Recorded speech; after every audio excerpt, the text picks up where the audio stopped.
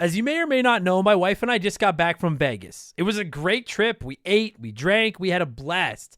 But then we got home and looked at the credit card, and I gotta say, it doesn't matter how much fun you're having, $25 for a drink is a ripoff. Frickin' Vegas. I hate getting ripped off, and so do the lads over at Harry's. They spent years watching the razor blade companies rip people off and said, no more. Not all heroes wear capes, my friends, and they want to prove that they're legit by offering you hot dogs a $13 trial set for just $3 at harrys.com/RTG. I've been telling you about them for months, and I'm genuinely proud to have Harry's as a sponsor of this show. I wasn't kidding. The plastic, futuristic-looking crap razors you get at the store are overpriced and they're poor quality. Harry's blades are crisp, clean, and classy. They're the kind of razor you'd expect your grandpa to have on his bathroom counter. And most importantly, they work. Shave after shave, they're so smooth, they're precise. I used to go through the crappy store blades all the time, but Harry's are built to last. And they're not just better quality than the other names, they're more affordable. And they deliver. Just set your schedule, and for as little as $2, new blades, shaving creams, lotions, everything you need, right to your door when you need it. I genuinely cannot think of a reason not to try Harry's. And I'm not just saying this because they're sponsors. They're the best shaving supplies I've ever used. Try them out, and if you're not happy, your shave's on them. And unlike the other subscriptions, they're really easy to cancel if you want to too, which is a nice bonus, but believe me, you're not going to want to cancel. Getting ripped off isn't funny. Switch to Harry's. Get started with a $13 trial set for just $3 at harrys.com/RTG. That's harrys.com/RTG for a $3 trial set.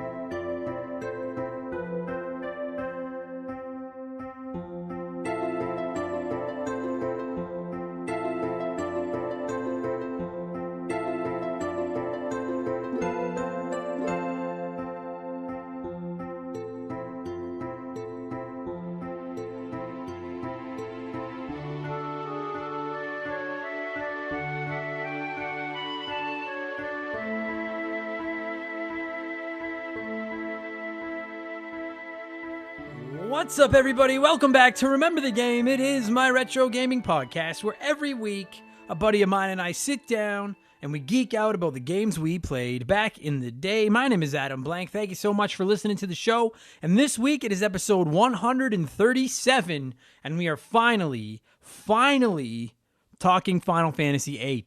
It was the winner of January's Patreon poll, and it is bar none, absolutely, without question, the most divisive game that we have ever had on this show. People hate this game. People love this game. It's fascinating. It's like the line in the sand is drawn, and I can't think of many games we've covered on here where so many people feel so strongly one way or the other. There's very few fence sitters when it comes to Final Fantasy VIII. Either you like it or you hate it. Now, I played it for the first time over the last 4 or 5 weeks. I have a lot to say about it. People have been asking me, how you liking it? How's it going? Are you liking Final Fantasy VIII? Doesn't Final Fantasy VIII suck?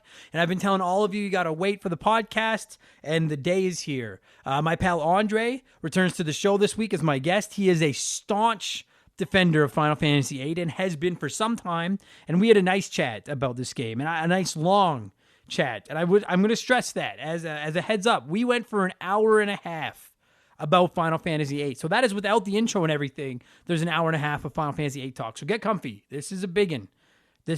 And speaking of getting comfy, because this is a biggin, it is time for once again another edition of the Remember the Game infamous intro. Dun, dun, dun, dun, dun, dun, dun! And as always, particularly with this episode being a jumbo edition of the show, there are timestamps in the description box. So if you want to just skip around to something, if you want to get to the end of it, if you want to get to the game chat, if you want to play one, remake one, erase one, whatever, if you want to skip to something or jump around, jump up, and get down, you can do that. Bonus points to everyone that gets that reference, and super bonus points to anyone that gets that song stuck in their head for the rest of the day because of that. But yeah, look in the timestamp, look in the description box. I'll tell you when to skip to. I don't want to hear any complaining about the intro. Quick reminder, and I have to start doing this at least for the next couple of weeks, that you can find my stand-up comedy on all music services now. I do believe it'll show up if you search for Adam Blank, but the album is actually called Stand Up Alberta. You can look for it there. I have 3 tracks on there. They're all PG, squeaky clean, no swearing or anything. If you can throw me a download, that'd be awesome. I think I get 1/100th of a cent per download, so let's add them up and see if I can buy myself a 5-cent candy or something. So you can help me. You can support me that way. Or if you really want to water this weed of ours, support us on Patreon. Support the Remember the Game over on the old Patreon service. It'll cost you $2 a month, which is a cup of coffee. Normal coffee, not that fancy Starbucks coffee. That stuff's loaded with nutrients. I can't compete with that stuff. But yeah, $2. I'll read your comments on the show. You can join on our Discord service. You can DM with me. Tell me I suck, whatever you want. I'll give you a shout out on here. And of course, you get extra podcasts. You'll get early access to my gaming news show, Game Patch. Instead of waiting until Monday, you'll have it every Friday morning waiting for you locked and loaded. And you'll get exclusive access to Expansion Pass. And you'll get instant access to every previous episode as well. There are over 60 bonus podcasts waiting for you. You can download them right onto your phone or listen to them in the Patreon app, whatever you want. There's game reviews, game rankings, console retrospectives, game discussions. It is simply the best show in our rotation. I really believe that. Last week, we talked about controllers. I went through every controller that I've owned from the NES right up to today. I shared a bunch of your thoughts as well. We praised some, we shit on some, the best of the best, the worst of the worst, the middles of the middles. It was really, really fun. So as is becoming tradition, here's a sneak peek of this past Sunday's episode, the most recent episode of Remember the Game Expansion Pass.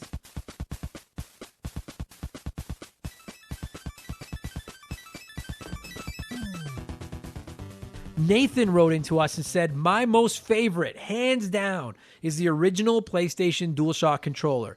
That was my next jump up in gaming after my SNES and my first delve into having analog sticks. And having the dual analogs in the right space on the controller was perfect, and there also wasn't an excessive amount of buttons. Looking at you, Nintendo 64C buttons.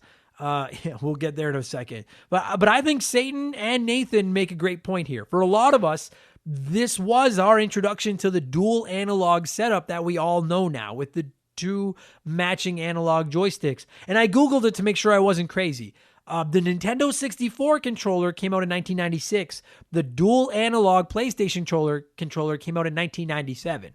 So I know personally I had used the Nintendo 64 controller for a while before I got my hands on the dual analog. And we're going to get into the Nintendo 64 controller in a minute, but that single analog stick on a twig that came with the 64 controller is absolutely no competition or comparison for the dual analog original PlayStation controllers. Not even close. And I think Sony deserves a lot of credit for this. Not only is the PlayStation 1 controller comfortable to hold, easy to use, but they kind of paved the path here, man. Like, this is a big deal with the dual analogs, because that's just so standard now.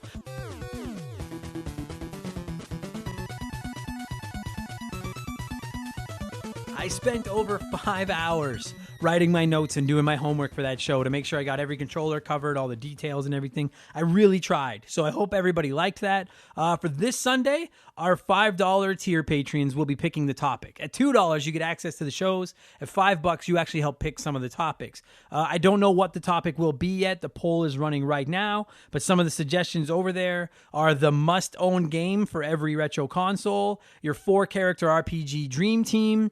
If you could only play 5 games for the rest of your life, what would they be? What are your proudest gaming achievements? Whole bunch of fun topics. One of those is going to win. That will be the topic this Sunday. I just don't know what one's going to win the poll yet. So again, $2, tons of value. You help keep me on the air. We're up to 192 Patreons. We are so close to that magic number 200. And remember that our first 200 patrons will get Remember the Game lanyards courtesy of yours truly. And for the record, if you sign up today and then we hit 200 on like May 8th and you let your Patreon lapse between now and May 8th, then you're not part of that too. I just want to clarify that. Like, it's when we hit 200 active patrons in those 200, just for the record.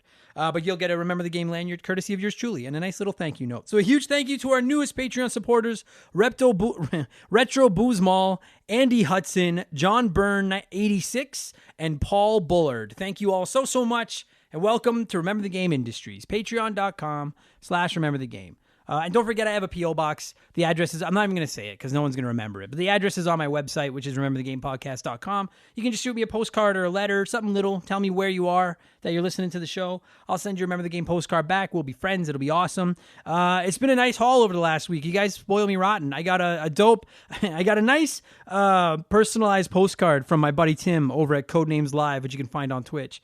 And I've played that sometime, and he just confirmed that I am the official jerk. He didn't say that, but I know I am. I'm the official kind of bad boy of Codenames Live. I'm a little angry sometimes over there, and I like it. I also got a digital copy of Scott Pilgrim vs. the World for the Nintendo Switch from my friends Angela and Dan over at DNA Gaming. And then the one and only Keegs, a longtime member of our community, hooked me up with a USB Ethernet adapter for my Nintendo Switch, which is fucking a super thoughtful and awesome gift. So thank you all so much. Mucho appreciated. And then finally, I'll finish all the self-promotion. You can find me on Twitch. I stream Tuesday and Thursday nights, and I stream Sunday afternoon. Go to Member the Game over on twitch.tv. So go to twitch.tv and then search for Member the Game, not Remember. And we've been getting more and more people that have been coming by that are like, hey, first time coming by the stream.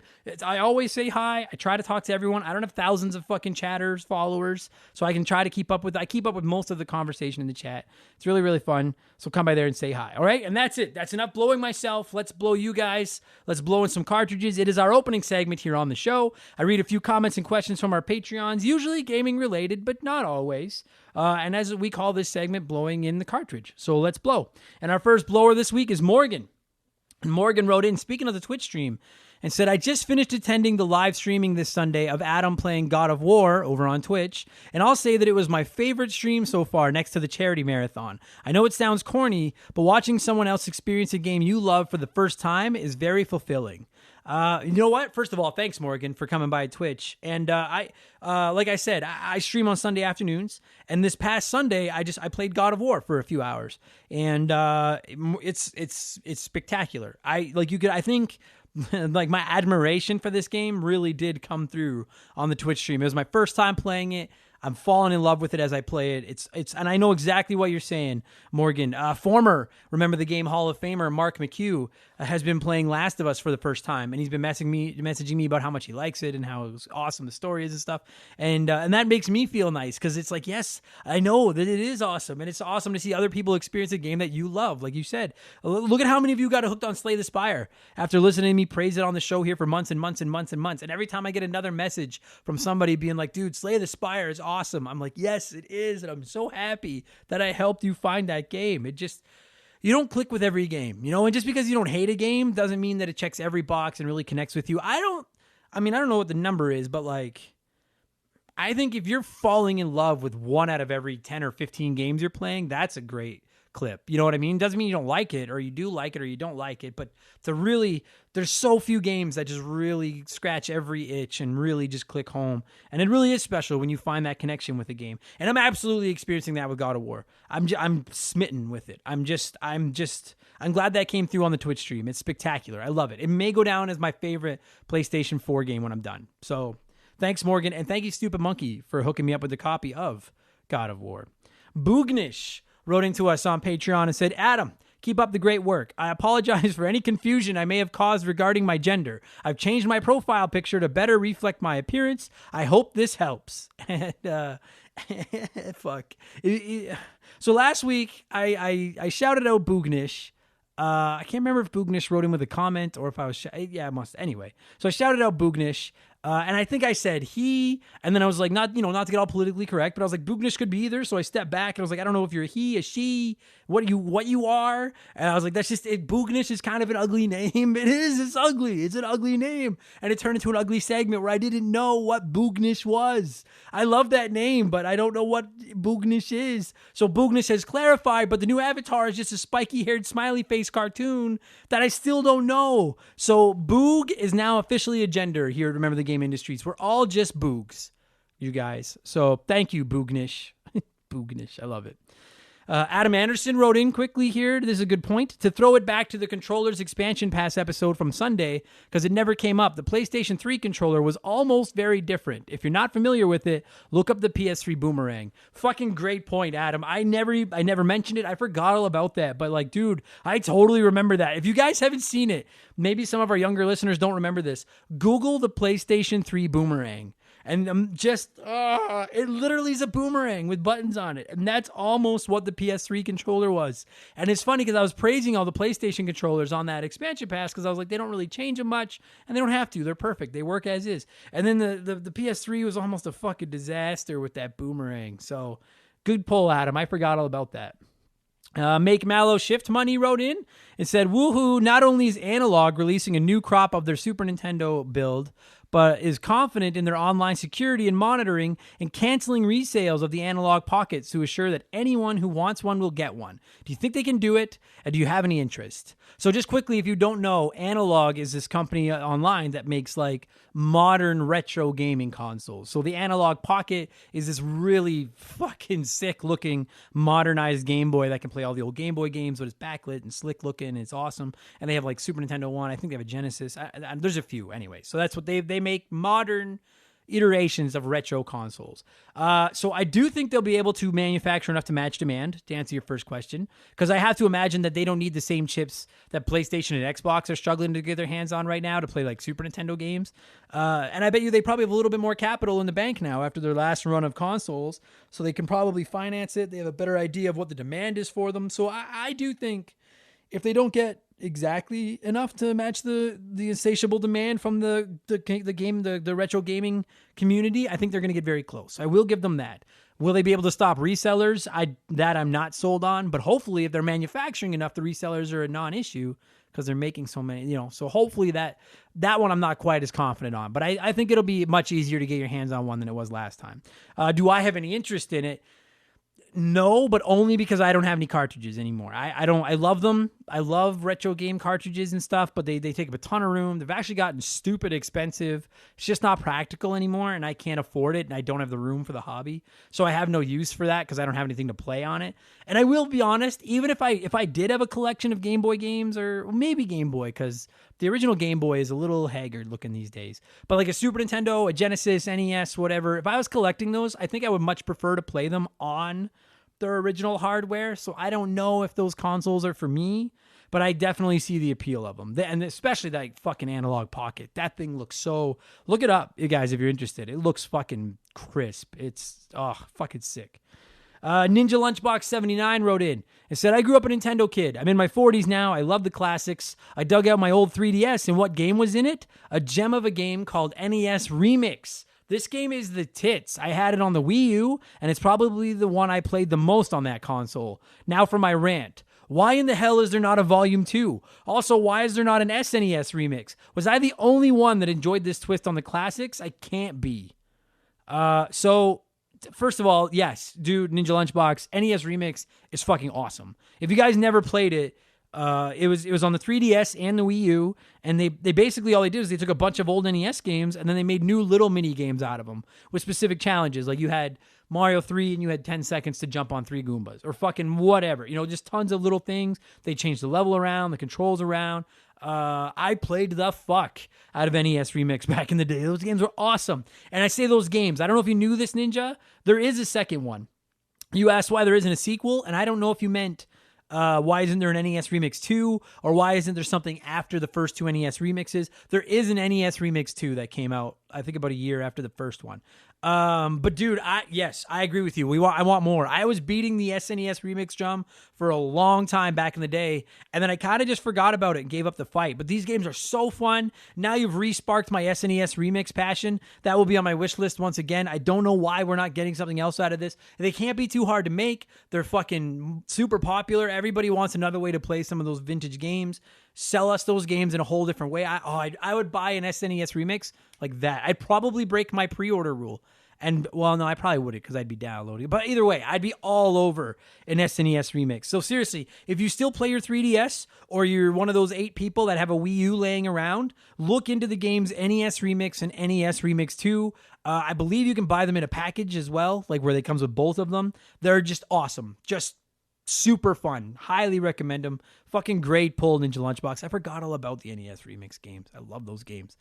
Darren wrote in a couple more here. Darren wrote in, if you had to build a Final Fantasy game, if you had to build a Final Fantasy game using all the Final Fantasy universe, it could only have 4 people in your party. Who do you pick?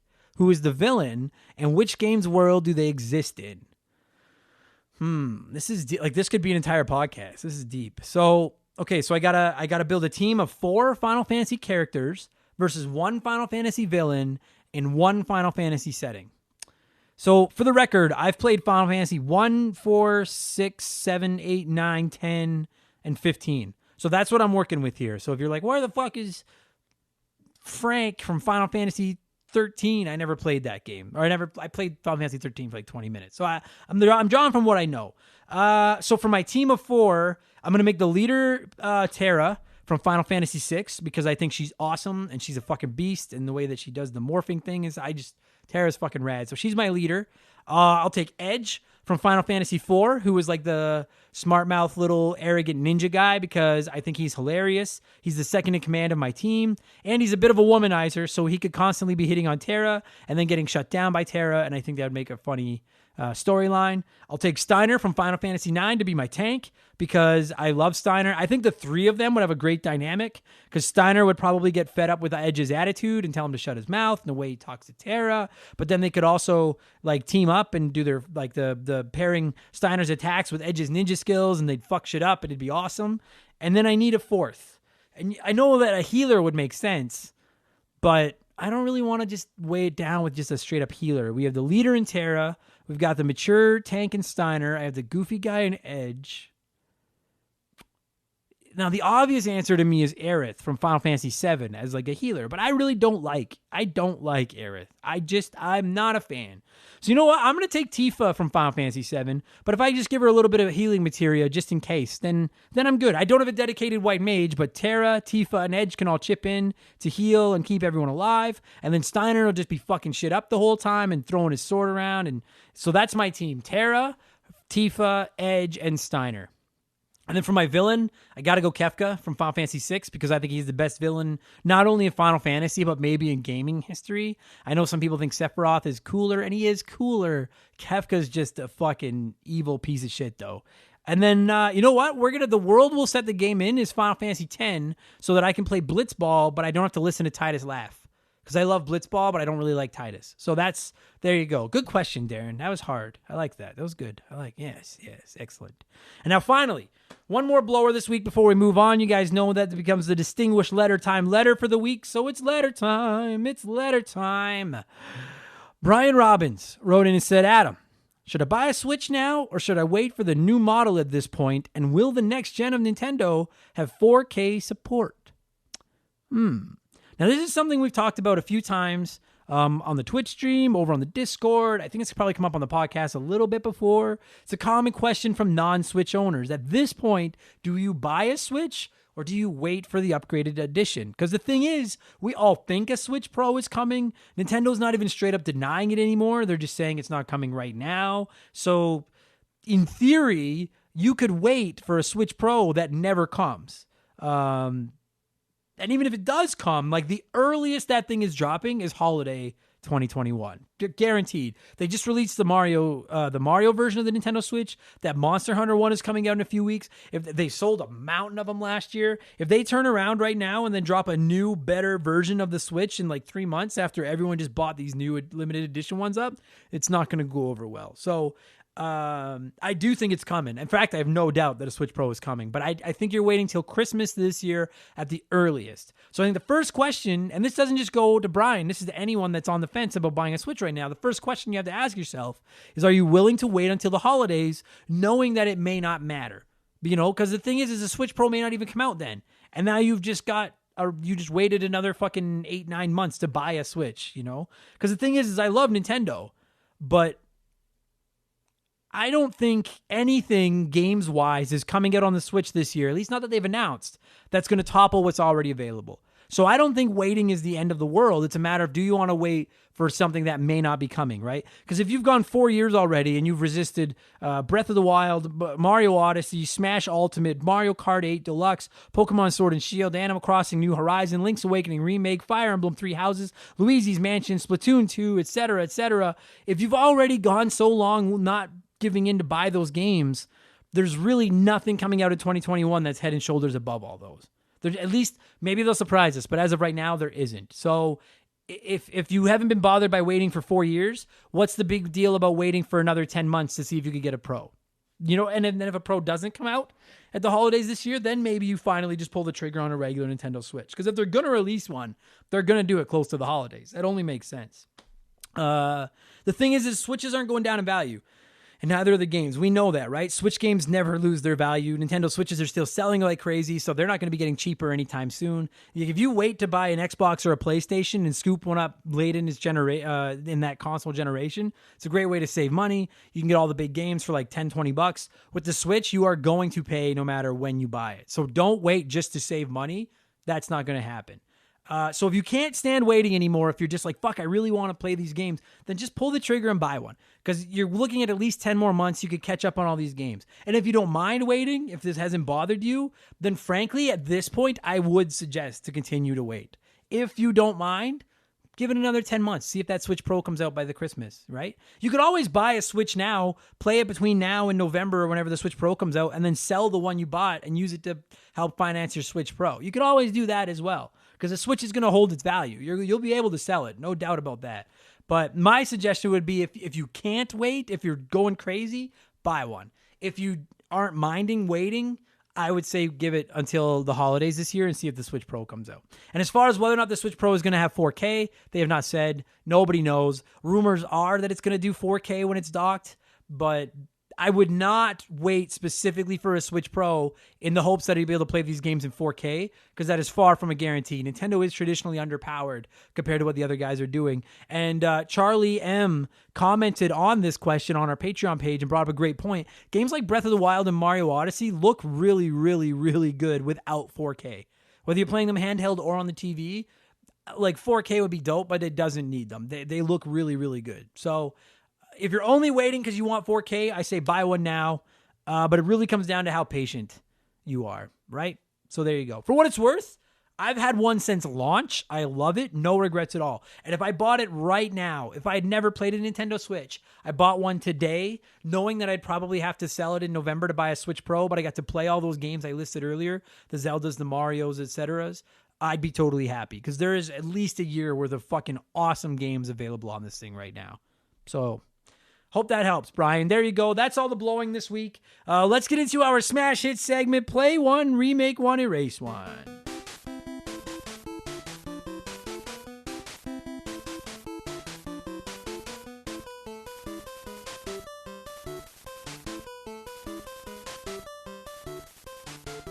And a huge thank you, as always, to Classic Concentration from the NES for unknowingly providing us with our theme music for the show.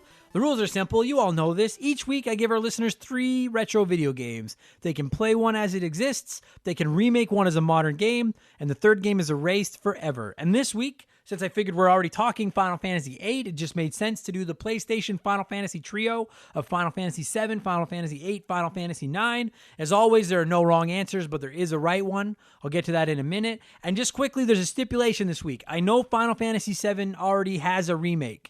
So the stipulation I added to this round was, if you remake Final Fantasy VII, you can keep the remake that exists, or you can redo it however you want. If you play it or you erase it, then the Final Fantasy VII remake no longer exists. If you don't choose to remake Final Fantasy VII, then you lose the current remake of Final Fantasy VII. And despite the fact that I bolded that note, I italicized, I don't know how you would say that, but I bolded it, I put it in italics, and that rule, that stipulation right there, nobody friggin' read it. So get ready for some disqualifications, you sons of bitches, because a whole bunch of you counted on having that remake anyway, and you're all disqualified, or at least wrong. And we're going to get into that. Let's go. Amarok wrote in and said, for now, I would give the following answer.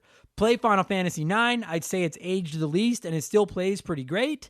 Remake Final Fantasy VIII. I would love to experience this game in a similar fashion to the recent Final Fantasy VII remake.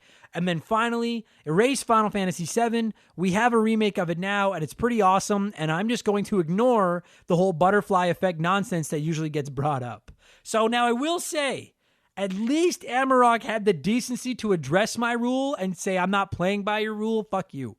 All right? I respect that. I can't disqualify you for that because at least you admitted, yeah, I knew this rule existed, but fuck you. So that's fair. And I do agree 100%. Final Fantasy IX has aged the best, and it is absolutely playable today. No question. Totally on board with that, Amarok. Defunct wrote in and said, play Final Fantasy VIII because I haven't gotten to experience it yet and I would like to. Remake Final Fantasy IX as it's one of the best Final Fantasy games ever made and give it the Final Fantasy VII Remake treatment. Erase Final Fantasy VII because it's already had the perfect remake, and as long as they keep going and make part 2, it's a superior way to experience that game. You did not read the rules, Defunct, and as much as I like you and your cool little creepy ass avatar, you are disqualified, Defunct. Damn it all. This is why I don't put games that already have remakes in here because it's impossible to navigate the rules properly. Sons of bitches. I listen, I would love to see Final Fantasy IX remade, and you should play Final Fantasy VIII, but you erase Final Fantasy VII, you erase the remake as well. That's the damn rules. It's my house.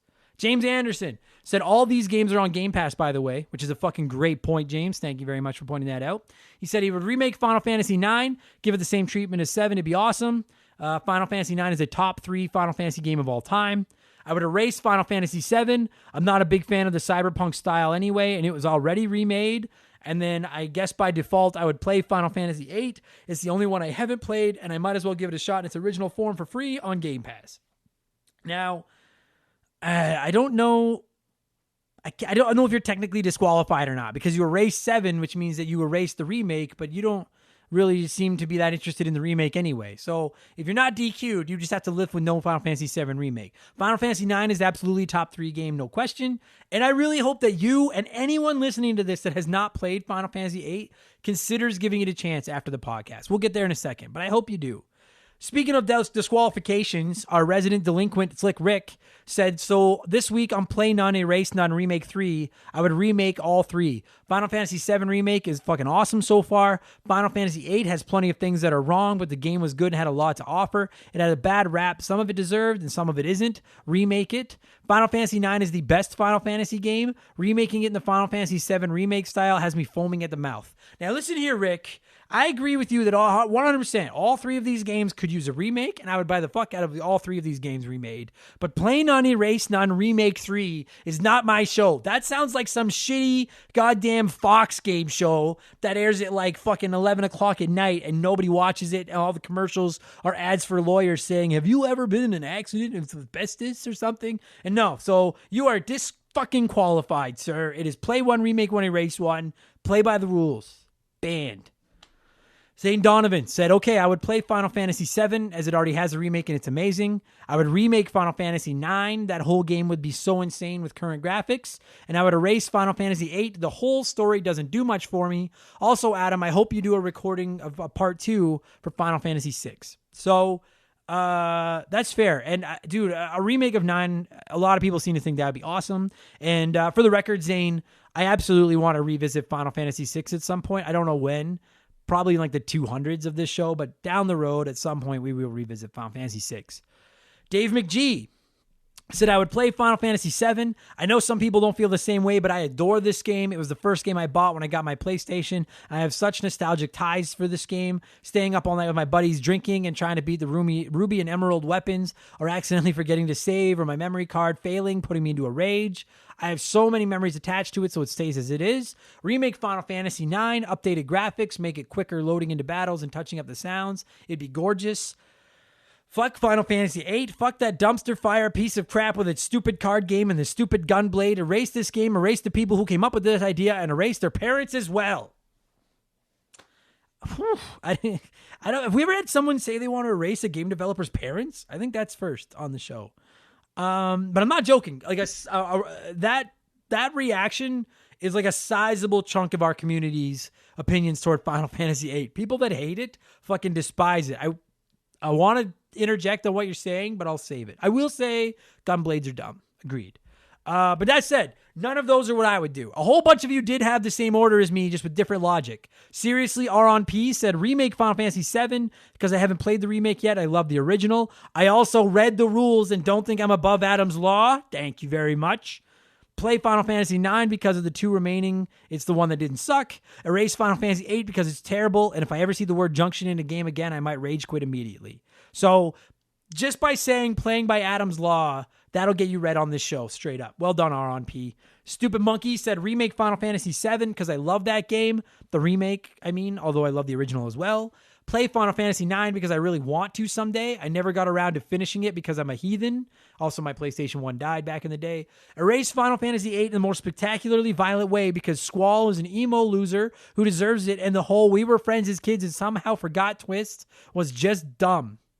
So we're going to get into that amnesia thing in a minute, but you should definitely play 9, Stupid Monkey. That would make you smart, Monkey.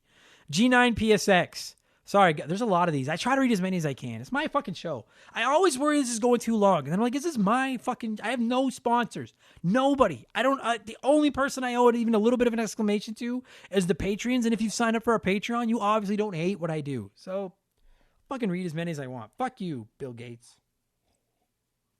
You know what you did. G9PSX. Wow, I didn't even make a suggestion for the hot dog screwing Adam edition of Expansion Pass, but I feel like you're taking your revenge out on me anyway. Remake Final Fantasy VII. The original was my favorite game of all time for over 20 years. Nothing could touch it until the remake came along. It was everything my 10 to 30-year-old brain imagined it would be. I wouldn't even change anything of the remake now. Anyone complaining about the textures in that game needs to go back and take a look at where it came from. For me, it's like a cold beer in the pool next to a beach that's hosting a volleyball competition. Sheer bliss. It's pretty intense. G9 was said he'd play Final Fantasy IX. As for PS1 era Final Fantasy games, you can't go wrong with the last entry when they knew exactly what they were doing and what the console could do. And then erase Final Fantasy VIII. Something has to go, and it sure as hell isn't going to be 7 or 9. Audio Squall. The logic of your gunblade gives me nightmares. This is actually incredibly close to my exact reasoning. James Clark said the same. He said, I would play Final Fantasy IX because that one was the only... I would play Final Fantasy IX because that one was only slightly better than Final Fantasy VIII in my opinion. I would remake Final Fantasy VII to keep the remake. It's a masterpiece. And so regrettably, I would erase Final Fantasy VIII. It pains me because I feel the story elements in the game were better than 9, but the gameplay overall and some of the whining and brooding got under my skin at times. I agree with everything you're saying here, James. Ninja Lunchbox had the same order as well. You win as well. Everyone that just said that got it right. I personally would play Final Fantasy IX. I love this game. I've said it many times. I think it's probably the best offering in the series. I would love a remake of it, but I also think it looks very good for a PS1 game. You know, just like games that came out near the end of the NES life cycle, the SNES life cycle, games that came out near the end of the PS1 look pretty decent. You know, developers had a handle on what they could do at that point. So as much as I would love to remake Final Fantasy IX, I don't think it'll be as good as a Final Fantasy VII remake. So I would remake Final Fantasy VII, and I wouldn't change one fucking thing about the remake they have going right now, aside from maybe letting me play the whole thing at once. I think Final Fantasy VII remake is spectacular. I think the original Final Fantasy VII, while a classic, needed the facelift the most of these 3 games. It's the one I'm the most nostalgic for, so seeing it remade was just the coolest shit. Very special. Can't touch that. And then I would erase Final Fantasy VIII. Don't take this as I'm about to shit all over this game, because I am not. When we get into the discussion, I think this game does a lot right. But I'm not nearly as nostalgic for it as 7, and I don't think it's as good as 9. And it's just that simple. It's the Lisa Simpson of the PS1 Final Fantasies. It's the middle kid, right? Final Fantasy 7 is Bart. Final Fantasy 9 is Maggie. And we all know if you were going to kill off a kid from the Simpsons family, it's going to be Lisa, right? We can all agree on that. You can't kill a baby, and Bart's too cool. So Lisa is Final Fantasy VIII. Gotta go. So there you go. Thank you, everyone that played. I try to read as many of them as I can. Let me get into what I've been playing, and then we'll talk a lot of Final Fantasy VIII. I have mostly been playing God of War on my PS4, and I think I said my piece a few minutes ago in the intro there. It's excellent.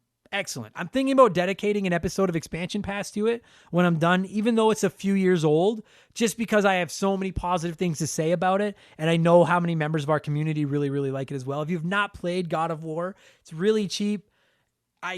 Good God, is it good. Holy fuck. And you don't need to know any of the other games because I don't know any of the other games. You don't know anything. You don't need to know anything about mythology because I don't know anything about mythology. You just have to like good video games. That's all it takes to get into God of War on the PS4. It is so fucking good.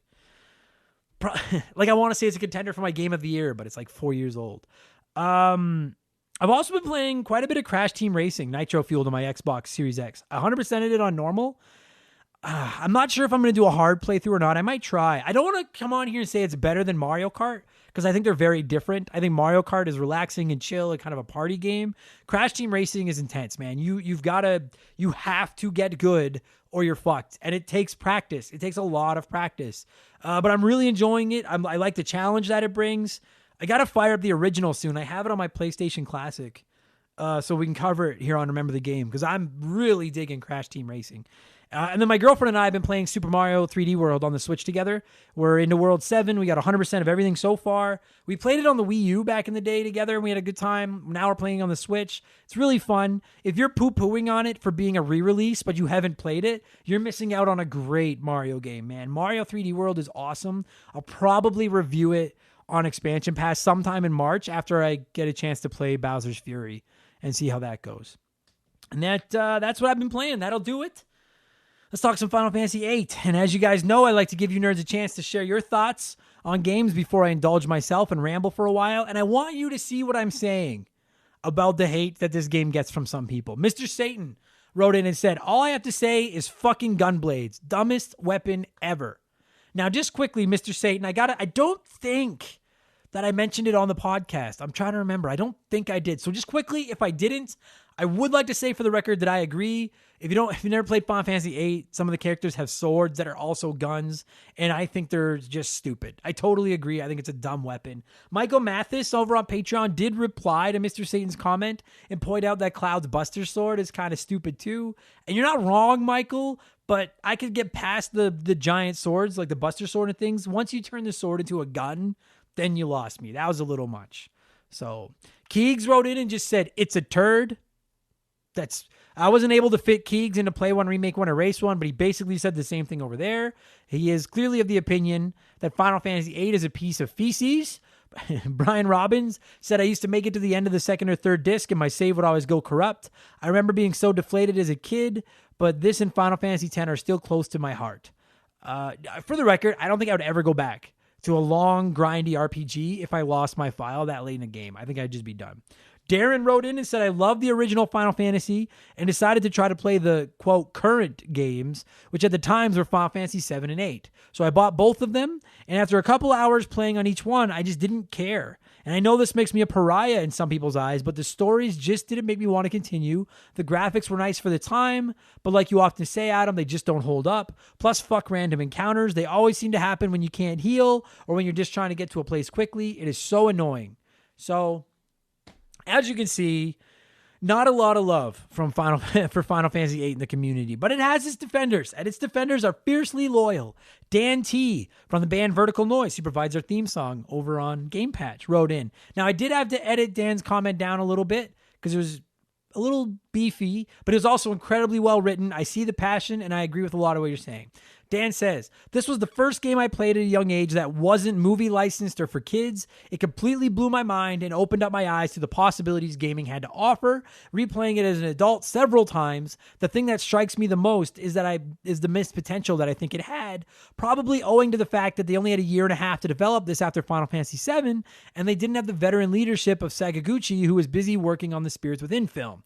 All the systems and story have the beginnings of something special, but just can't seem to stick the landing for me on most counts and often end up conflicting with each other. The junction system offers up a great deal of options and customization that the series hadn't seen before, but it's so open that it allowed savvy players to break it and the game. With regards to the story, it starts off strong, throwing a group of teenager soldiers into a plot of warring nations and political conflict that's way over their heads, that had the potential to explore some interesting avenues that the series hadn't been down before, but by the end of Disc 2, it completely shits the bed, jumps the shark, and descends into flying school schools, amnesia-causing summons, and time-traveling nonsense. I've finished this game many times over 20 years, and I still couldn't explain exactly what's going on in the last third of the games. I can see in the last third of the game, pardon me. I can see why it's so divisive, and I wouldn't even necessarily say it's a great game, but I still much prefer it to Final Fantasy VII, even if it's just for the fact that they tried something radically different, and for that it will always hold a special place in my pantheon of gaming. Well said, Dan. I don't usually read comments that long, but it was just so well written. I know the passion. I understand. So there you go. Good stuff. The thing about what Dan said is I absolutely think it's possible to find fault in this game, but still like it anyway. And that's what I'm about to do for an hour and a half with my pal Andre. I'm going to cue up some music, and we are finally going to talk Final Fantasy VIII, which originally debuted worldwide on February 11th, 1999. Enjoy the podcast, everybody. Here we go. This show is sponsored by BetterHelp. Everyone that listens to this podcast knows about our illustrious CEO, my dog Molly. But the other silent partner behind the scenes is my wife. And let me tell you, my friends, a 17-year relationship with another person that has to talk to and live with you is a lot harder to maintain than one with a dog. We've had our ups and downs, and as you all know, a relationship isn't all sunshine and rainbows. They can be a lot of work. You get out what you put in when it comes to relationships, and talking to a therapist can be a fantastic way to put in some work. They can help you work through your issues, learn to communicate better, and even just provide you with an ear to bend when you need it. I've talked to my therapist about my relationships, especially when it came to my stand-up comedy career and how much I was away from home, and they helped me work on ways to keep my relationship strong even when I was out on the road. It turned out our relationship was actually better when I was out on the road, but that's a story for another day. And I know, right? Therapy. Who has the time these days? BetterHelp hears you, and they're making it easy. Fill out a quick form online, and they'll match you up with a therapist that suits your needs and that'll work around your schedule. You pick the meet times, and you can get your therapy fix from anywhere, over video, phone, or just chat. Become your own soulmate, whether you're looking for one or not. Visit BetterHelp.com/rememberthegame today to get 10% off your first month. That's BetterHelp, HELP.com/rememberthegame.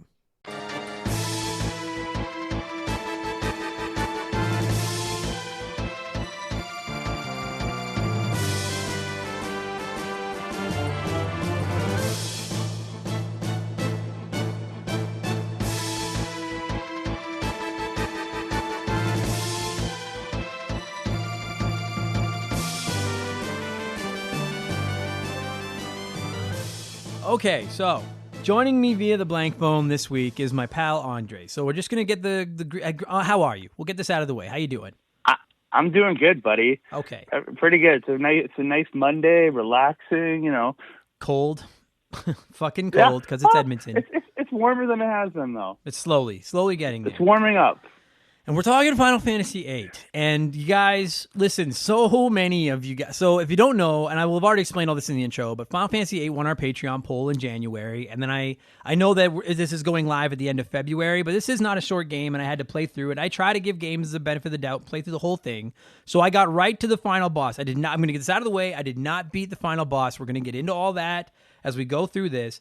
I got to be honest with you, Andre. I'm a little bit not nervous, but a little apprehensive that this episode is going to not live up to the hype, because I know so many people have opinions on this game. So many people have been asking about this episode. So many people have been like, what do you think? Do you like it? Do you hate it? I was like, you got to listen to the episode to find out.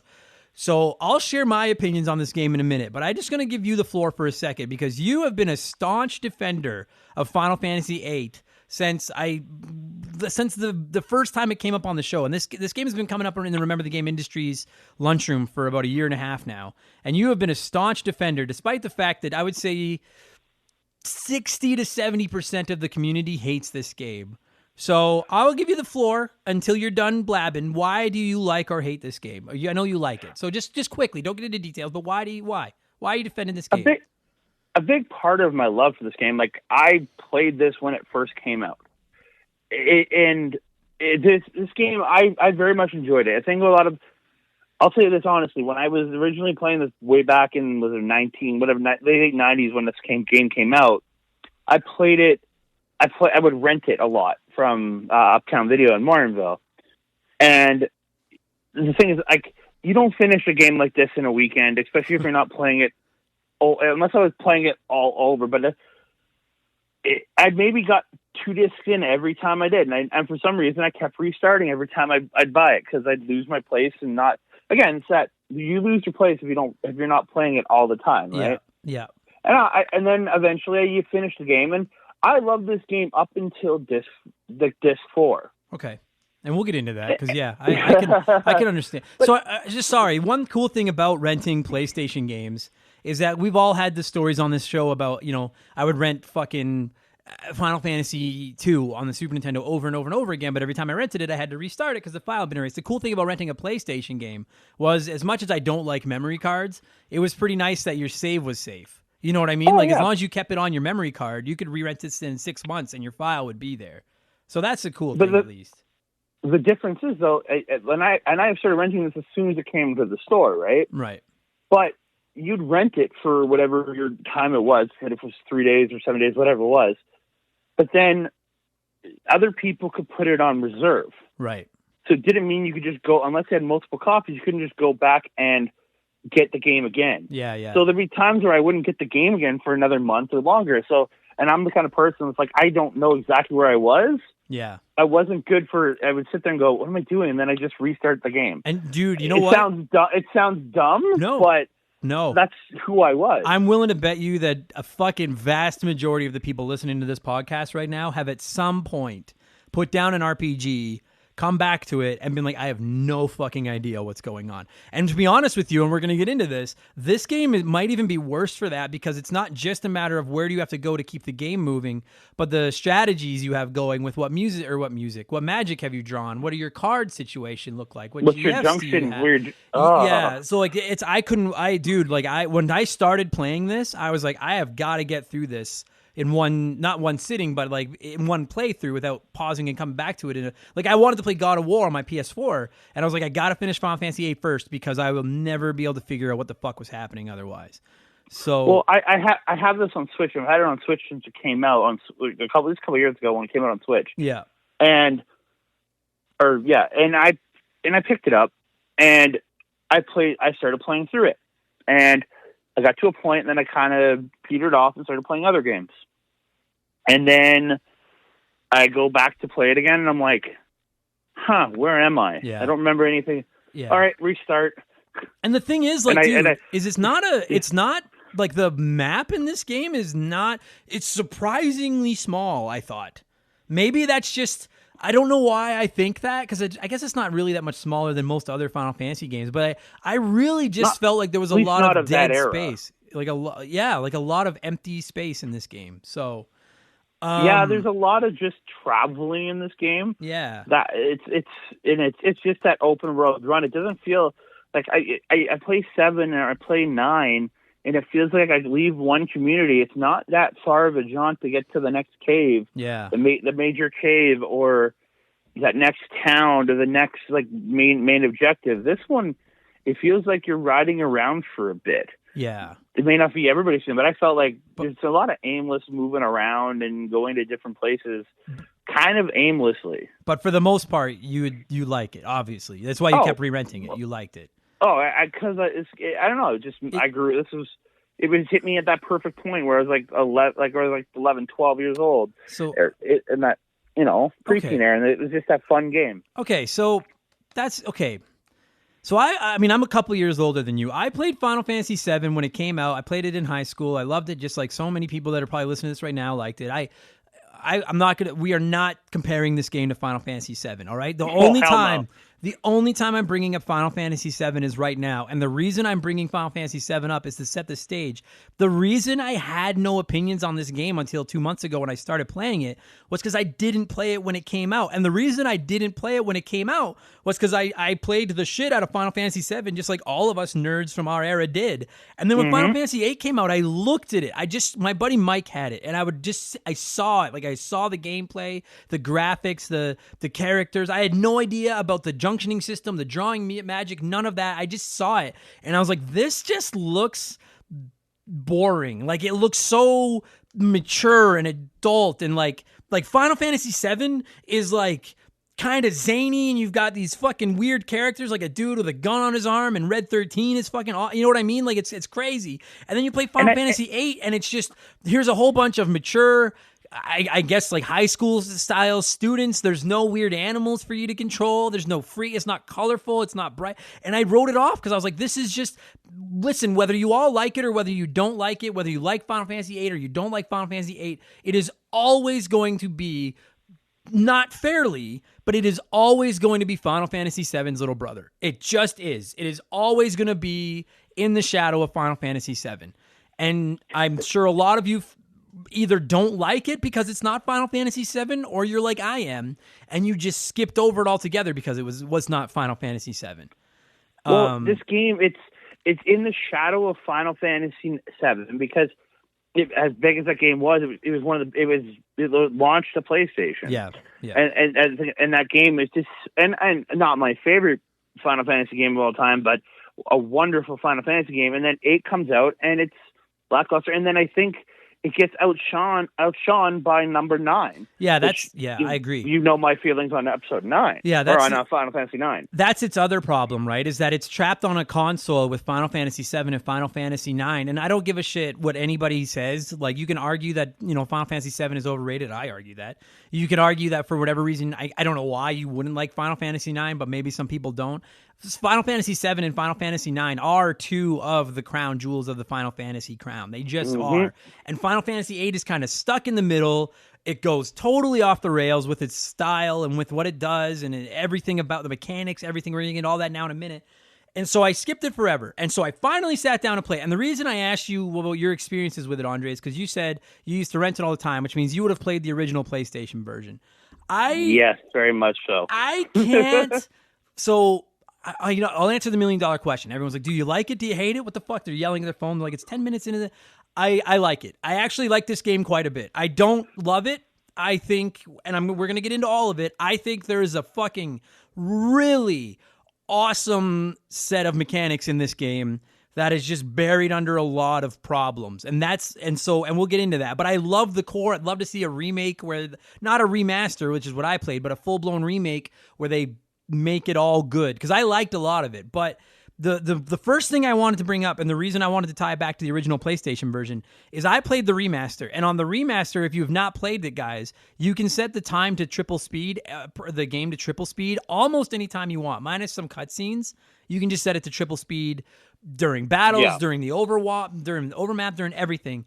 I cannot fathom playing this game without that triple speed. Between the number of summons you summon, between all the fucking traveling, as you said, there's a lot of long traveling on the overworld. Between all of that, I kept running around the fucking gardens. That first garden you're in, the one you start the game in. Yeah, Balam. The idea of doing all that without that triple speed to run through, I'll be honest with you guys, if I was reviewing this exact same game without the remaster perk of being able to set it to triple speed, I would have come on to this show and ripped this game a new asshole, because it would have been just, what a fucking slog. So before we get any further into this, I'm going to tell every single one of you listening, if you want to play this, if you have never played it and we make you want to play it, if maybe you played it and you didn't like it back in the day and maybe we convince you to give it another try, for the love of everything that is good on this planet, play the remastered version with the triple speed. I ignored all the warnings on the original Final Fantasy when I played the NES one, and everyone was like, don't play the original, play a remaster. And I was like, you guys are all idiots. I'm going to go with the tried and true traditional method. Never again. Jesus God, play the remastered version. Okay?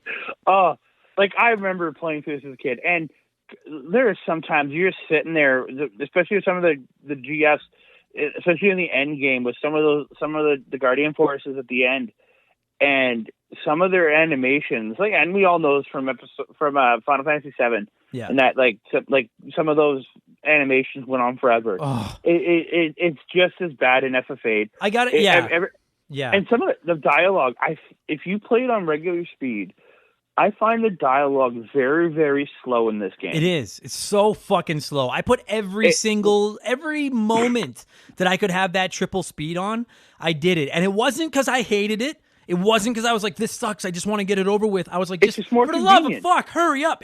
You know what this game is? You know when you're at the mall and you get stuck behind the slow walker and you can't do anything to get around them, and you just, every time you try to go around them, they kind of move, and that's what they were like. For the love of God, speed it up. This is so slow. And the thing is I played Final Fantasy VII back in the day, and it didn't have a triple speed. And Andre, you fucking nailed it. And I promise I'm not even trying to compare it to Final Fantasy VII at this point. But we all remember summoning Knights of the Round and then sitting there for 3 minutes while that fucking summon it. Like, listen, if Square is listening to this right now, please just fucking start letting us skip summon animations. Please. You don't have to skip them, but just make it, you can skip cutscenes, like press X to skip the cutscene or whatever. For the love of God, we don't need to see Ifrit fucking jump up in the sky, call that meteor, do his little dance, flex his fucking pecs, and then throw the meteor down to the ground 800 times. Just let us skip it, please. The only problem with the triple speed is that at times I wouldn't stop it fast enough, and it would blow past how much damage I did, and then I'd be like, oh, fuck, I didn't see if that was a good attack or not. So then I would have to like slow it down and watch, you know what I mean? But you can miss things with the triple speed, but honestly playing it, like when I started replaying it for do the show, and I couldn't imagine playing it without the triple speed. No, me neither. Through most parts, just moving around, building, just trying to get around stuff. It makes it so much easier. Yeah. Cause this is a very, you nailed it, Andre. It's a slow game, and it's not just the running around in the overworld, and it's not just the fucking summon animations. Although the summon animations are slow, the thing is like depending on how you play it. And listen, before we get into this, and Andre, if you want to talk, if at some point if we go this way and you want to go there, that's fine. A ton of you were offering me advice. A ton of you were telling me how to cheese the game and how to, max out your character in the first hour so you could one-hit everybody. I did not do any of that. I did not read any guides about that. I turned down advice from you guys on how to do that.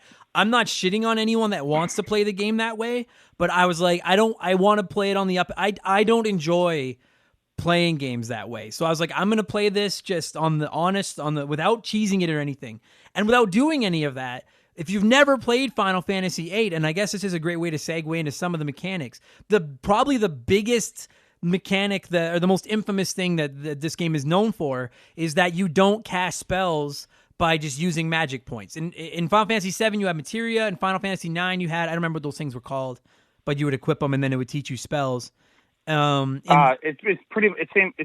same sort of level as materia. Whereas in this game, everyone can cast any spell they want, but you draw. They drew it, yeah. And when I say draw, like you literally, one of your like attack options is like you can attack, you can use an item, you can use magic, you can draw.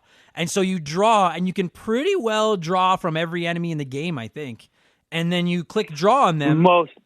Pretty much any enemy will either give you something. Yeah, and some of them are useless. Some of the spells in this game, but it's how you junction them. Yeah. And again, I'm not an expert at junctioning. I can tell you that 100%. I just know that Quake was the best thing ever to get your health up. Well, we'll get into the junctioning in a minute, because here's the thing: this game, and this is what I was worried about with this fucking game, is like it is so complex, the fucking mechanics of it. So and I'll explain what I mean. So you have to draw magic. So every enemy in the game, basically, you can draw from them. And basically, like if you've ever played any other RPG, you can steal from a lot of enemies. It's kind of like that. But you click draw, you click the enemy, and then it shows you what spells that enemy is stocking. And it's usually 2, 3, 4 spells. And like Andre said, it could be fucking scan and cure. It could be like Thundaga, fire a guy, whatever the fuck they call it. I liked it better when it was I liked it better when it was Fire 1, Fire 2, Fire 3, but that's just me. They'll have life, literally every Final Fantasy spell you can think of is in some of these enemies, and you draw them out, and when you draw the magic from them, then you stock it like items. And so you could draw fire from this enemy, and then it'll say like Squall drew 4 fires, and what that means is I now have 4 copies of the fire spell that I can then cast, and every time I cast it, that spell goes down by 1. And I know some people hate it. I really like the concept of that. My first major criticism of this game, I guess it ties back to the slowness, which was my first major criticism, is that it can really, really become a slog if you don't cheese the system, and we'll get into this in a minute, but later on in the game, you can turn, cards and items and stuff like that into magic, or you can turn weaker magic into stronger magic. But at the core concept of the game, you're just walking around pulling out anywhere from like 1 to 7 or 8 spells from characters at a time. And those spells max out at, you can have 100 in your inventory. And when I first started playing it, I was confused as fuck, and we're going to get into that. But once I figured out how the systems worked, I was like, this is really cool. But then you realize just how monotonous and how tedious drawing the spells out of enemies are. I was one of the people and I still am to this, because sometimes I just want to play through the game. I don't have the tediousness to deal with it. I like auto junctioning. Like it saves a lot of time, but if you want that perfect stat, it's refining. Like you get certain items that you can get, so you can get these HP boosts and stuff. Yeah. And that also set up with certain item you put on it gives you an HP boost. And there's a lot of intricacies to how you junction your items, and your guardian forces do follow into it too. And that, because as they go up, you get your HP junctions and things like that. And that's my second criticism, is that this game is, and because we haven't explained and I know a lot of people don't even understand this, so we're going to explain what junctioning and stuff is. But it's just so needlessly over complicated. If you played, and the only reason I'm not comparing it to Final Fantasy VII, I'm using it as a reference because I know a lot more people have probably played 7 than 8. When you played Final Fantasy VII, when you equipped materia, the more the materia was leveled up, the more AP that materia had, the more effect it had on your base stats. Like, you could equip a spell that would give you more HP, or would give you more attack power, or whatever. And in this game, what you do is you pick up Guardian Forces, GFs, and we'll get into those in a second. And then your summons. They're your summons, and you equip them to your characters. And then what they do is allow you to junction, to apply magic to your stats. And so, listen, if this sounds so complicated, this is maybe my single biggest issue with Final Fantasy VIII. I don't think it explains these systems well. And I spent the first 7 or 8 hours of this game Googling and reading, and I didn't want to read too much to have the game spoiled, or to have all these just equip 200 Quake to your HP and you'll be at 12,000 HP and you'll never die. Like, I didn't want to know how to cheat the system. I just wanted to understand how the system worked, and they don't explain it well. And they have in-game tutorials, and I've played a lot of RPGs and I understand how RPGs work, but this system is so out of the box of anything that they have done, and they just don't explain it well, and it is so infuriating. And then one day, dude, I was sitting here, I'm playing the game, I'm enjoying the concept, but I'm like, so I'm drawing magic, but I don't want, am I supposed to cast the magic? And then all of a sudden, and we're gonna get into this, we'll explain how I will do my absolute best to explain it to anyone that's never played this game. All of a sudden, it all just, every piece of the puzzle fell into place, and it clicked, and it all made sense. And once you understand the systems of this game and how it works, in my opinion, that was when my mentality and my attitude toward this game shifted from what in the fuck is this to this has a mountain of potential. And I still feel like that to this day. I would love to see the system come back in another game, much more refined. But the basics of the game, but with a lot of explanation, if you're ever going to use it again, dude, did you explain this better without getting into the specifics of the systems? Because I want to go through them slowly to kind of explain them. But did you understand this game as a kid? I'm curious. Did it make sense? No, auto junction was just exactly what I did, and I could figure out that, yes, I figured out the points of, once my GS learned abilities, I'd get the HP boost and the strength boost, and then I understood to that. But I didn't understand, I would just auto junction everything. I would just put the common thing in there. Right. what I didn't realize, like I didn't look for all like the best combinations and the best items to put with it's like a puzzle just to play this game. It is. If you want to play it at the max abilities, it's a big puzzle, and there's a lot of like side questing you have to do then. Yeah, because you have to grind for guild to get certain items to refine them into other items, to refine them into other items, so that you get the max stat moves. I think we've explained the magic. You draw magic out of people. Every character in the game can stock every spell in the game, and you can stock up to 100 castings of that spell. So once you've got 100 fire, that's all the fire you can have. And then in theory, you could cast fire 100 times, okay? Now, the next part of the game is that you get these GFs, which, as Andre mentioned, they're your summons. And there's, I don't know, fucking 12 or 16 or whatever amount of them in the game. And you can miss a whole bunch of them. Like, they're not, it's like the red materia in Final Fantasy VII. You can absolutely, I missed some GFs. Like, you can miss them. But as you find them, easy. You junction them to a character, which basically means you pair them with a character. So for argument's sake, when you get a hold of the Shiva GF, so when we say the GF, we mean the Shiva summon. When you get a hold of the Shiva GF, you can then pair it to one of your characters, which is junctioning it. Once you junction it to a character, you get a couple of things. Number one, you can then summon Shiva during battles, and then Shiva will do like her attack, whatever that character's ability is. The far more complex and frankly more important thing that they can do is that they give you the ability to start using magic to upgrade your stats. And what I mean by that in the most basic concept, which again, I don't feel this game does a good job of explaining, is that different GFs can help you upgrade different stats. Okay, so for argument's sake, and I don't know if this is actually one of the abilities she has, but I'm just using it for the sake of explaining it.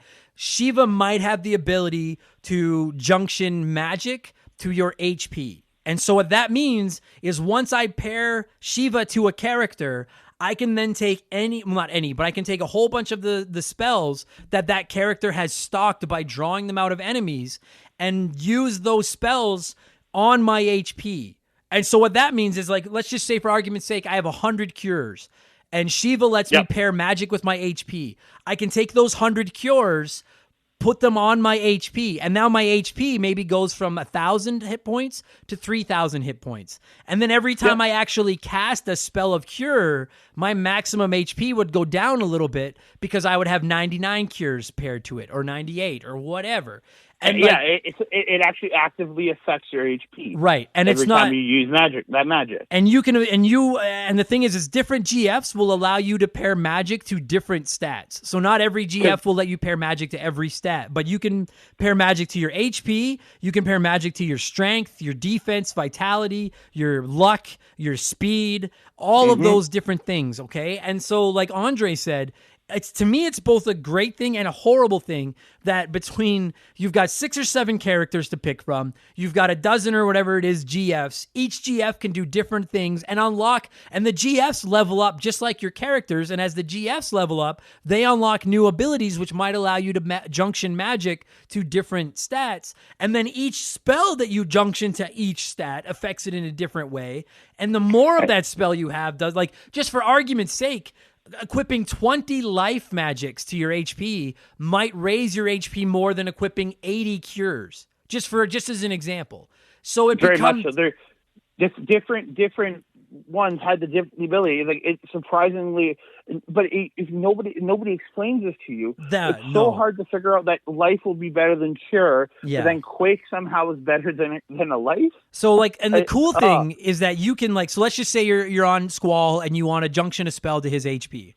So you click that, and then you can literally go through every spell that Squall has, and it'll show you, like, you don't actually have to equip it to see how it'll affect your stats. It'll just show you, like, this is what your new HP will be. And you can scroll through your magic, and it'll show you. It'll either show a white number, meaning it's the same.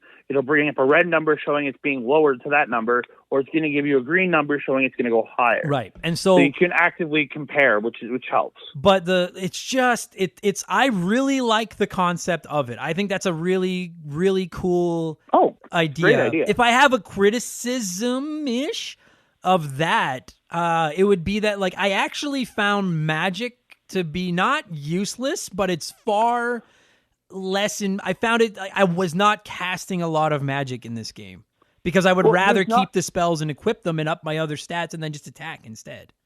Well, the thing is, depending on how you boost it, you can boost your strength and defense, your vitality and luck to a point where you don't need magic unless there's only a small amount of enemies in this game that require you to actually use your magic to defeat them. Yeah, like the magic almost becomes more about drawing it and then equipping it. But then this goes back, and I hope that how I've explained it makes sense because it was really, really confusing to me at first. And then you can also equip you can equip magic to like your attack. So then, if you equip fire to your attack, then you always attack with a fireman element, or you can equip, fire to your defense. So then you absorb fire magic and stuff like that. Right.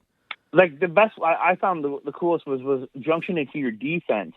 So like if you knew you were going into an area where, like, say there's going to be if you know what we're going to early and you know that there's going to be fire enemies or anything, something's going to be affecting the way, you know what you need to junction for. Yeah. So now if absorb. Yeah. So now if you're wondering like, well, then what's the point of grinding? Because you're like, do your characters even level up? Because your characters do level up. And their stats do go up a little, but the vast majority, I'm telling you right now, without even knowing how all the experts and how the people that know this game inside and out could beat it, I promise you, most of them would agree that they would rather have a level, literally at the end of this fucking 4-disc 40-hour game, they would rather have a party that were all level 10 to 15, but had the right magic and the right junctions equipped, then they would rather have a party that's level 99 that's poorly equipped. Not only because it would the level 10 people would be stronger because they'd have the right magic equipped with the right GFs and the right combinations, blah blah blah blah blah. Yeah. But because the enemies in this game level up with your character. Level scale. Yeah, level scaling, which to me, I can play this game. Like I can. The only thing you really need to grind for in this game is if you find the right enemy who you want to draw a certain ability from. Right. And some you can just, if you can keep yourself alive, you can just keep drawing and drawing and drawing and drawing from them. Yeah, you could have a 20-minute fight against an enemy and not touch the enemy and just have all three of your characters sitting there sucking fucking life magics out of them until they're all filled up. And you just every few turns you throw a potion at a guy, you throw a potion at another one. Like honestly, just keep item on, draw, and whatever else you want, and you can sit there for 20 minutes just drawing from the right enemy. But now I will say, because to me that's one of the big criticisms people have thrown at it, is that the grinding is useless, which I semi agree with, and I'll get into that. But I will say I would love to see more RPGs adapt the level scaling mechanic, even if you made it optional. I think ideally that's what it would be, is it would be something you could turn on or off, maybe even when you start the game, just like how you have to pick a difficulty, or you can turn on permadeath in some games, because I understand why some people would prefer to play it in classic RPG style, where if you just stick in an area and you grind and you get to a point where your characters are so much stronger than the enemies, you're steamrolling through the game. Some people prefer to play their game that way, and I totally understand that. I loved the idea that, in theory, at any given point, enemies were around the same strength as me. And then it came down, because this game really comes down to how well you can junction and pair magic and do all that kind of stuff. Well, and I like that a lot. They're at your strength by level, not by, like, if again, like you said, you put the right abilities together, you far outclass your level. Oh, totally. Like your power far across the level. If you have the right summons equipped with the right abilities, with the right magic magic in the right place, like you could be on disc 1 if you go to the right places and draw from the right enemies, and you could be like ready for the end game. Dude, you could take my party that is right now. I have a save file where I'm literally right at the save point before the final boss in the game. And you could take my save file and have me play against an expert that's level 5. And that expert would feed me my lunch because they've junctioned better than me. Like, that is such, and that is what really frustrates, I don't know what the word is about this game. It's the fact that, like, this system is the game.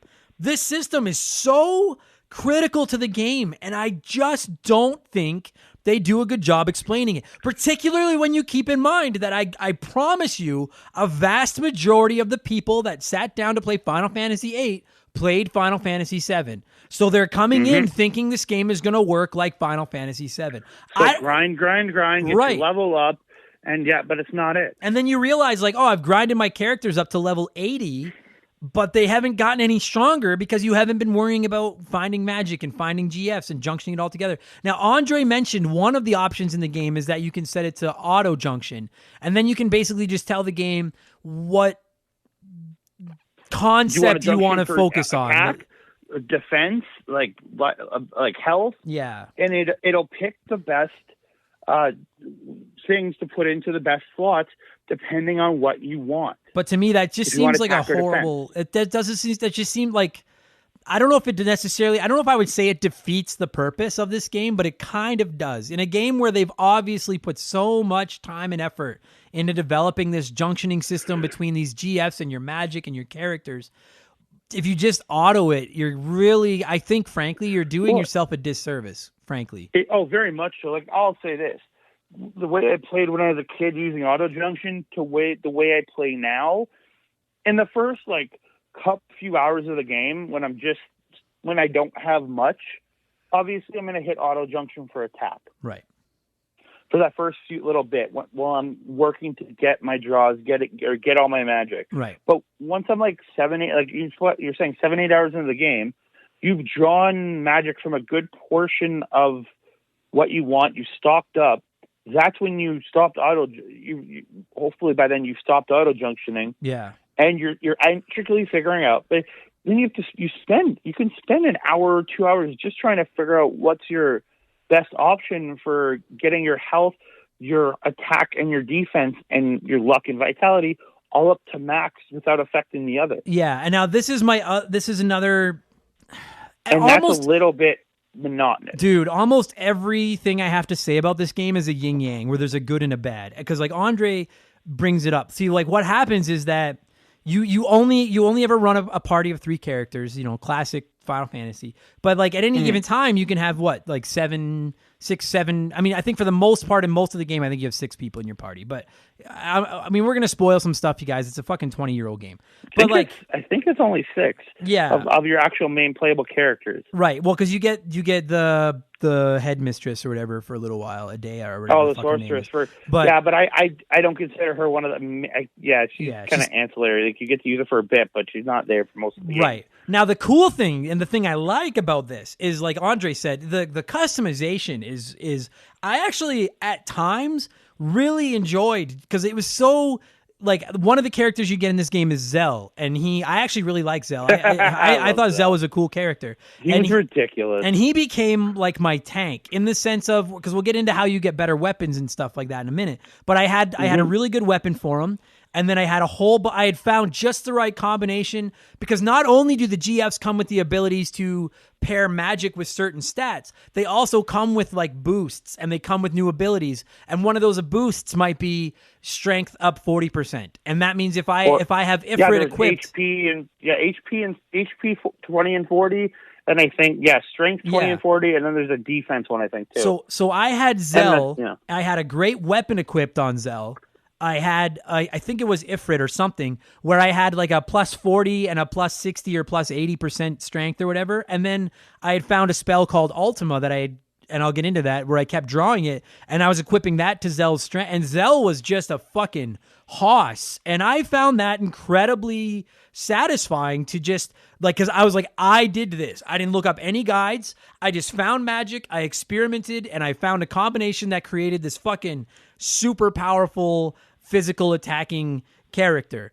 And it's really fun when it works. The issue, and again, the yin yang to all these systems is, first of all, Andre's right. It gets incredibly monotonous. And the second issue is that and I think this is fucking ridiculous, quite frankly.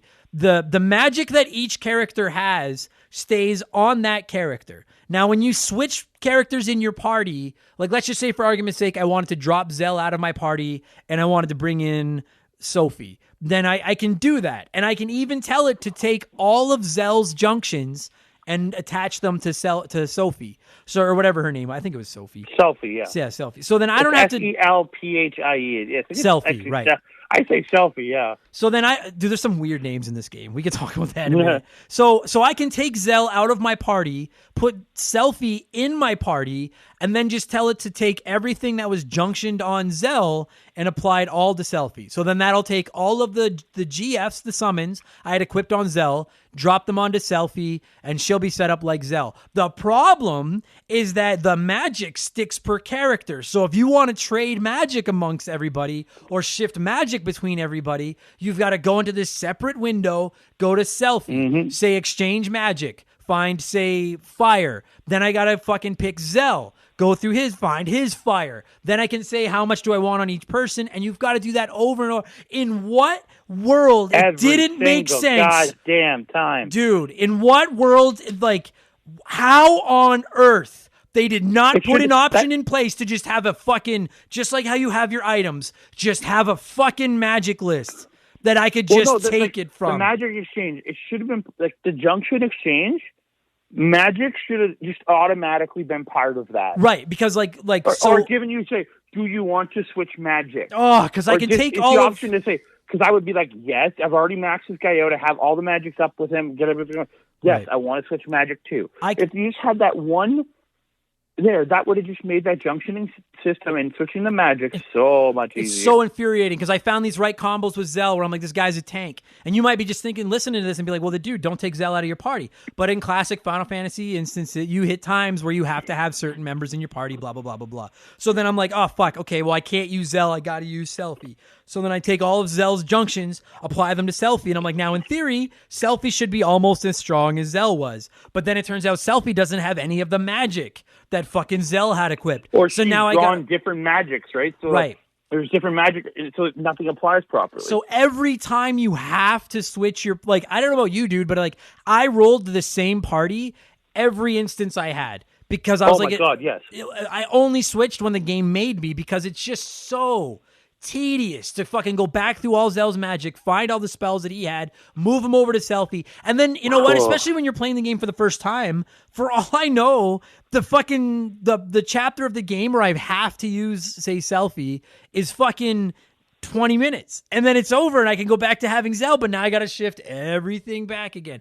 And when I first saw that you could just move your junctions between characters, I was like, oh, well, that's not quite so bad then, because at least it makes it a quick, painless process. But then once I figured out that you attach magic to all these fucking stats, then I realized, like, I got to move all their magic around every time. I would have paid an extra $10 to just have an items menu of my magic where I could just, like, let's just say fire for a simple spell. I could just put draw all and click fire, and it would take all of everybody's fire and put it into this list. And then I could just sort it out as I wanted. Oh, that would be so much easier. Why on earth? Like, if you're going to make this the focus of your game, make it easy, because it is so tedious. There was times where and again, what it really does is, because you come up with there's 6 main characters, like Andre said. There's a couple of fringe characters, but you have 6 focus characters. And I rolled the same party of Squall, Zell, and fucking, what is her name? She had the weird name, Quistis? Oh, Quistis. Okay, yours differs slightly for me, because I was Squall, Zell, and Renoa. Okay. But that's it. Yeah. But you find the 3 you like, and you just roll them the whole game. And it is so goddamn frustrating. I don't get why you would make the whole game about pairing magic with these abilities and then make shifting magic between each other so shitty. It was just... And it literally, was the part where you come out, this was earlier on, where you're in the missile area, and then you have to split up. One team going, after you get out of the prison, one team goes to the garden, the other team goes to the missile. So you have to be switching everything back and forth to get, and it's just like, so like Andre's, you're praying you had enough. You drew, and the thing is, because like on that, like teams, like I rarely have ever played Irvine, Quistis, and Selfie if I didn't have to play them. Yeah. I just like the other 3 characters better. But if you're not drawing with them when you need to draw, it's just like, Yeah, there's points in the game where you have to split into two parties, and the game flips between the two parties. And it was just like every time it flipped, I gritted my I could feel my teeth grinding because I was like, for fuck's sakes, now I got to take like my primary party, and we'll get into the characters in a second, but my primary party was Squall, Quistis, and Zell. And then I had this other party of Irvine, Renoa, and Selfie. And every time I had to switch between the two parties, I had to take the 3 junctions on one party, move the 3 to the other. And that's easy enough with that switching menu, but none of the magic shifts over. Simple. And Super simple. Yeah. But then I don't have enough magic to leave all 6 characters equipped with a mountain of magic. So I have to go into each character, figure out what magic I'm moving, and it just... Oh, I just was like, and so like, for a lot of you that are throwing shade at the game, this is probably a big part of the reason you're throwing shade at the game. I agree with you in the sense that it is ridiculously tedious and complicated and stupid, but I disagree with you in the sense that I really, really like the concept of this system. It just needed to be made simpler to use. If it would have been explained properly, and have just being able to exchange magic and exchange certain things easier, and actually taught you how to use the junction system in the game actually properly. Honestly, this is a wonderful system. I really like if you know how to use it. Now it's just monotonous to get everything to a point. Yeah, and especially if you're switching. Now, one thing I actually love about this system is that, first of all, it does eliminate grinding, which I know some people hate, some people love, but we've already explained. Grinding does practically nothing. 90% of this game is about the right junctions of magic with GMs with characters. Now, what I will say that I love, you can end the game at level 25, right? Yeah, or even lower. Technically, I've heard of people finishing the game at level 10. Yeah, I got to the end of the game, and I think obviously Squall is the main character, so he's always in your party, so he's my highest character. But I don't even think Squall's at level 30. I got to the end of the game under level 30. Yeah. Now, one thing I love about that, you don't need to get high levels, it's very different. It's a very different outlook on Final Fantasy from everything. This game for 7 games had been all about grinding, get yourself stronger, grinding, and to turn it on a head and not to explain it properly, I think is a slight against it. Oh, it's huge. But what I love about it is the fact that one of my I don't want to say one of my major criticisms, but almost my only criticism of Final Fantasy VI, Final Fantasy III, whatever, on the SNES, is that I'm the type of person that doesn't like to see members of my team get under-leveled and get left behind. I'm constantly switching characters in and out to get everyone leveled up to keep everybody strong. What I love, and this is maybe one of my favorite things about this game, is that was not even a factor. Because outside of... I get annoyed by it not leveling people that aren't in your party. That bothers me just a little bit as a Final Fantasy fan. Right. But then when you think about it, it's I don't need to because I can just junction him to the right point, and I don't need to worry about it. In this game, a character's level means almost nothing outside of a couple of minor things. I was like, dude, I love the fact that I don't have to worry about it. It gives you minor base boosts. Yeah. But very minor base boosts. So I love that. You can pretty well, like I said, and Andre said the same. Andre ran, Squall, Zell, and Renoa. I ran Squall, Zell, and Quistis. And that was my character for the whole, my party for 9/10 of the game. And I was like, this is so nice to know that if I ever, when a side story comes up where I have to control, say, a Selfie, then it really is just, it's a tedious process of equipping the right magic to level her up. But that's all I have to do, and then she's leveled up. I don't have to worry about the fact that she's too weak. That much easier to deal with. Yeah. So I loved that about it. Yep. Now I think... the switch back and forth, once you do it, once you get through the monotony of switching, it makes the game so much easier to play that way. Yeah, so that I really enjoyed that. I think that basically covers dude, there's so many extra things, you guys. You can do stuff like some of your GFs as they level up, because they get AP at the end of battles, which is basically their experience points. And as they level up, they unlock more attributes. And those attributes can be things like, now you can junction magic to your HP. Now you can junction magic to your strength. They could be things like stat boosters, like strength plus 20% or whatever. They could be things like additional commands that you can use in battle. Like one of the commands you can get is card. And we'll get into the card game in a minute. But if you equip, you can draw a card and turn people into cards. yeah, if you equip the card ability to a character, it's like in a lot of Final Fantasy games, there's a thief character that'll have the steal command where they can steal from enemies. If you equip the card command to one of your characters, if they use that on an enemy, they can attempt to turn them into a card for the other mini game in the game. Which again, we'll get into that in just a minute. So like, there's all Final kinds. Fantasy card games. Yeah. So there's tons of little ways that you can power up your GFs and make them unique, and I really, really liked that as well. And then there's other abilities, like you can unlock the ability and I know this might sound complicated, it fucking is. You can unlock the ability through a GF to level up low tier magic to middle tier magic. You can unlock so you can take 5 fire spells and make them into 1 fire, which is like fire 2. You can unlock the ability to take items and turn them into magic. You can unlock the ability to take cards and turn them into items. There's so much customization. You turn items into other items into boosters. Where I think it starts with like the giant armlet. You get the guy armlet, and then you get to like an HP +1. Yeah. Or HP times whatever. And if you have a certain, you boost it in, you can get your HP like maxed out. It's a borderline like almost unfathomable amount of different because like these combinations come down to like, well, I have a certain GF with that certain GF, because you don't even get them all. Like you can miss a whole bunch of these things. But let's just say I have a certain GF that gives me the ability to turn certain cards into certain items. Okay, so then what I have to do is I have to find this, and then I happen to find this card somewhere in the overworld of the game. Then I happen to have the GF that can turn that card into an item. Then I happen to have another GF that can turn that item into magic, and then I can equip that magic to another GF. Like and if it seems really complex, it is. But it's awesome. I like more of it than I hate. It can be so like good for your game that way.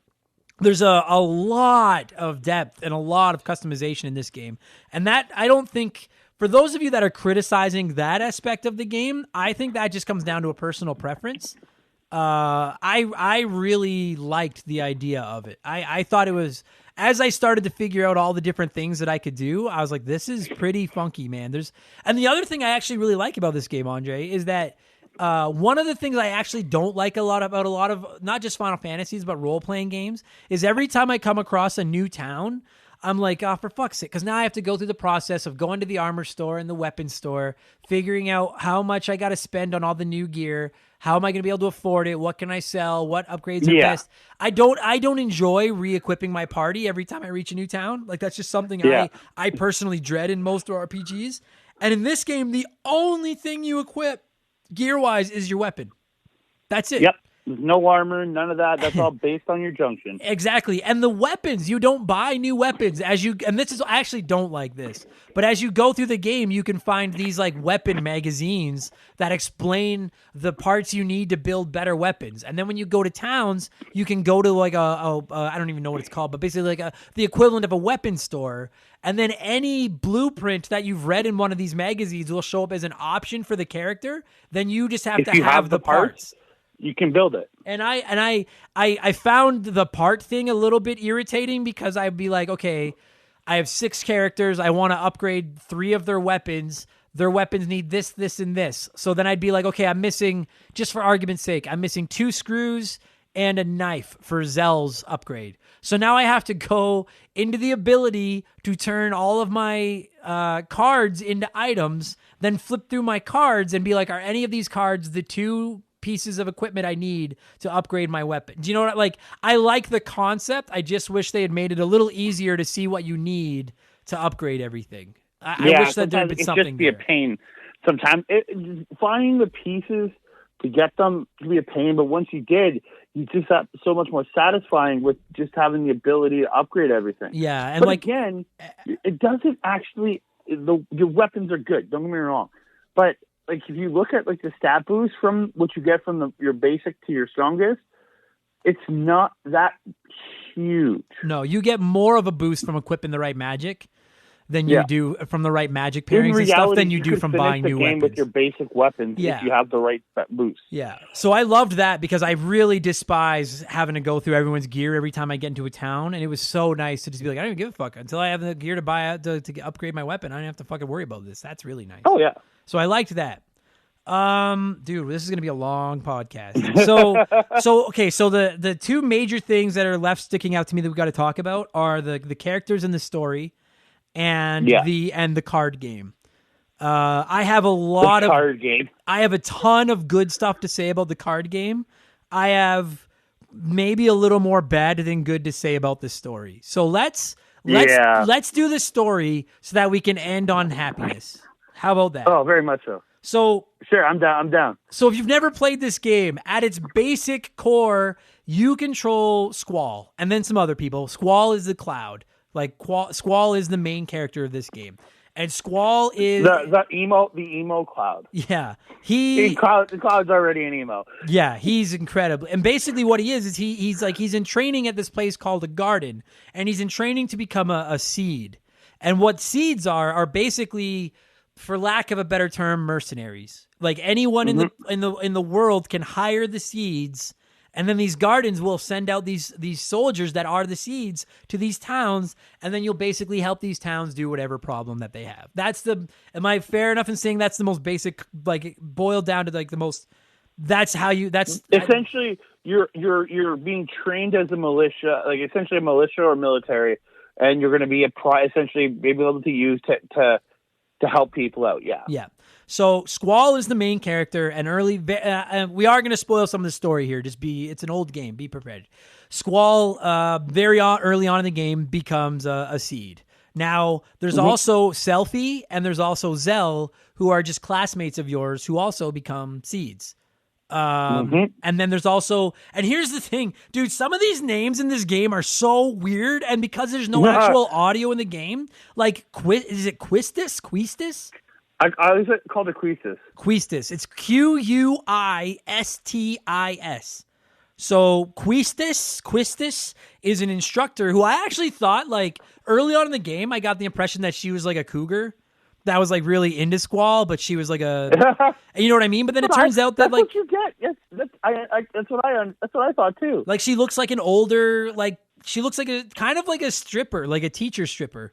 Like, that's kind of what she looks like. But so then she joins your team very quickly.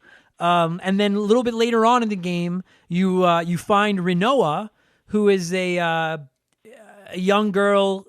She's not like a princess or anything, right? She's just like the leader of like a rebellion or something. Well, she's the daughter of like a diplomat or something. That's right. Yes.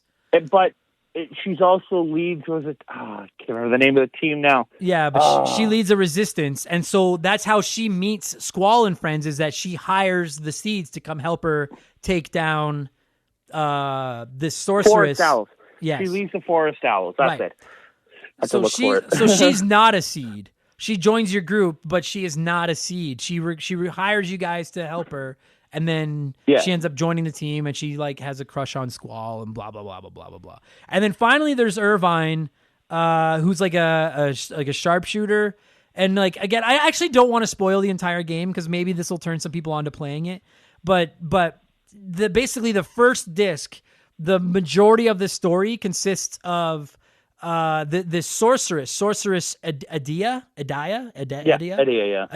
The sorceress Adea has basically like become the new like queen of this land. She's like the boss, and Rinoa and her dad, who's like a high-ranking military official who's supposed to be aligned with this sorceress, is actually working on a plan to assassinate this sorceress. And so your team gets hired by Rinoa. Rinoa joins your team. Then you get this dude Irvine, who's like from a different garden. He's also been training to be a seed, if I'm not mistaken. And he's like a sharpshooter. And so he joins your team, and basically the game starts out with this. It starts out slower than this, but by the end of the first disc, the 6 of you are working together to try to kill this sorceress. And sorry, that's my other line. I am going to decline that. It's my mom. She won't even listen to this. She won't know I declined it. So that's the basic concept of these 6 characters. Okay. Now we are going to spoil some aspects of the story because I have some really big problems with some aspects of the story. And my first problem with this is, and correct me if you've got any opinions, I'm interested to know. I frankly think all 6 of these characters suck. I'm not like outside of Zell, who I love him for just how he's the wacky comedy of the group. Yeah, he's kind of And the I like lighthearted him. guy. Yeah. But generally, as a team, this whole team is probably one of the worst teams in any Final Fantasy game. It's horrible. Selfie is this like little girl who's from this town that got attacked, and that's why she went out to become a siege so she could like avenge her town or something. I don't know. Irvine, nobody even knows. He's a sharpshooter who's actually a chicken shit who won't shoot anybody. He sucks. Yeah. Zell is kind of like the Michelangelo of the group, but he was like a wiener as a kid, but then he became like this fist fighter. Squall and Renoa, everyone talks about what a great love story it is. This is my first really big problem with this fucking game. Everyone's like, oh, this story is a story about love. This game is a story about the love between Squall and Renoa. Renoa spends 2/3 of the game chasing Squall, and Squall is a cunt and refuses to talk to anybody. He's just like, oh, I'm shut in. And he's like, and it turns out he's like, oh, I'm shut in. Yeah, I'm shut in because I've lost everyone important in my life. But I was like, then why is Squall in love with him? And then, or why is Renault in love with him? And then all of a sudden, about 2/3 of the way through the game, the switch flips, and then Squall realizes, oh, I actually love her very much. And I was like, this is so stupid. Are you fucking kidding me? This isn't love. It's high school. It's literally high school like relationship. It was Days of Our Lives. It was fucking horrible. Horrible. It was like watching One Tree Hill. I said I wasn't going to spoil anything, but we're going to spoil things. Later in the game, you find out they all knew each other as children and all forgot. What the fuck? That is where the game just turns for me, and I go, fuck this. It was so. That was the moment. You've been building. That was the moment the story lost me. It turned out Squall, Zell, Selfie, Irvine, Quistis, or whatever the fuck his name is, were all little kids that all grew up under the tutelage of the sorceress they have to kill at the beginning of the game, and none of them fucking remember. And then all of a sudden they remember. Were hit with like some mind erasing thing or something. I don't know. If they had just, you know what? And my buddy and I were texting about it, and he was like, I don't want to spoil it. He didn't spoil anything for me. He waited till he knew that I was past that point, and then he was like, how the fuck does that make sense? And I said, it doesn't. And by the end of this game, it had better come out that the fucking main boss sorceress thing, whatever the fuck it is, like, washed everyone's minds out, or there's something in the air or the water or something. But if I'm not mistaken, they never go into detail as to why all these people knew each other's kids and don't remember. So I just assume, especially with Renoa, that her dad isn't actually her dad, because obviously she grew up in an orphanage. So this dude adopted her after they got their minds wiped. It makes no, like, listen, I'm trying to explain the story to you guys, but I don't fucking understand the story. And then you keep going into these flashbacks because there's this girl with another weird name, Alone. Okay, to this point, the flashback storylines, I liked. I hated them. How it connects to the main line, I think was okay. These ones didn't bother me as much as the stupid ass main storyline. By the end, it kind of made sense. But you spend the first 2/3 of the game randomly, your characters just like pass out, and then you play as 3 other characters who have all your magic and everything. But they're these 3 other characters: Heroes, Ward, and Laguna. Right? And then you find out that there's this girl named Elone who has this psychic ability to send you back to these other people's memories, and then you're controlling them through their time or something. But yet they have your junctions. But then you find out that Alone is like a sister to Squall that Squall kept saying he missed because he was little. I'm sorry. This is the worst story in a Final Fantasy game that I've played. Oh, the worst. And then at the end of it, it's the twist. Laguna, it's implied he's Squall's dad. Yeah. But you don't know. It doesn't give you a for sure. I hated it. And then what finally annoyed the piss out of me. I mean, I get like that story. I know we've spoiled some stuff. So there's this other character we haven't even talked about yet. Is it? How do you say it? Seifer?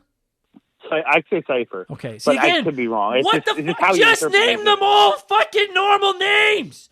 You don't have to invent words that no one knows how to say, especially in old games where there's no way. Look, Steiner, that's easy to say. VV is easy to say. There was already a Scott Steiner in the world anyways. But fuck you. So anyway, there's this guy named fucking Cypher, or whatever, and he's like Squall's rival at the Seed at the beginning. They fought each other. They were rivals throughout the Seed Academy. Yeah, and then after your final mission happens to make you Seeds, this is all in the first like hour of the game. Squall gets promoted and becomes a Seed, and Cypher doesn't. And then he ends up getting really mad, and then he ends up, I don't know if he's brainwashed. I think he's brainwashed by the sorceress, and then he gets brainwashed by another sorceress, and then and he just keeps showing up. But it just, I'm got to be honest with you guys. I find aspects of Final Fantasy VII's storyline confusing. I think it was lost in translation as far as the whole Zack history. I won't get into any of that. The whole storyline of this one. But the storyline in this is awful. It is fucking horrible. And that was the one thing everyone kept telling me is like, it's a story of love. I'm sorry. No, it's Just Friends. It's the fucking rom-com. No, Just Friends, the rom-com with Amy Smart and Ryan Reynolds. That's a love story. This is not a love story. This is horrible. I hated it. The only thing that kept me going in this game was that I really did like the drawing magic, equipping magic, GM. I love the concept behind it. But the gameplay throughout, it's fun to play through these battles and all this stuff. But it's just a slog, like especially sitting through these cuts, like not cutscenes so much, but like these these dialogue scenes. I hate it. You don't want to now. Like I've been playing this game for so many years, I just because I know what's going on in these scenes.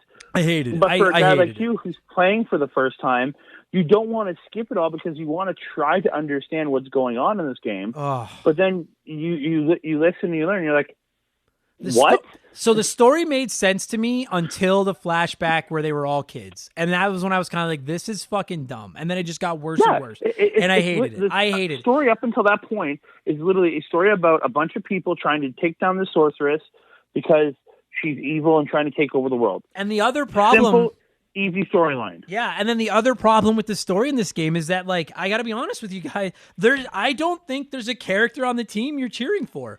Like, I gotta be like, I'll give you my, like, I think Squall is an asshole. I think Safer's an asshole. I think Renoa is a ditz who falls in love with an asshole and then follows him around. Selfie's just a little dummy that is there for some fucking reason. Irvine's a sharpshooter that can't shoot and brings nothing to the team. Zell is the only character that's even remotely entertaining, and that's only because it looks like as a little kid he was a wiener and then he learned how to fight as he got older, and now he's kind of like a Michelangelo of the group and is always the most entertaining person in the game. But there's not one character on your team in this that you're cheering for or like, oh, I'm happy for that. Like, not one. Horrible cast. Zell is the closest you come, but he's still kind of like, you're still kind of like, you still associate with these people, so I can't cheer for you. Like the Final Fantasy games I know best are 4, 6, 7, 9, and this one now.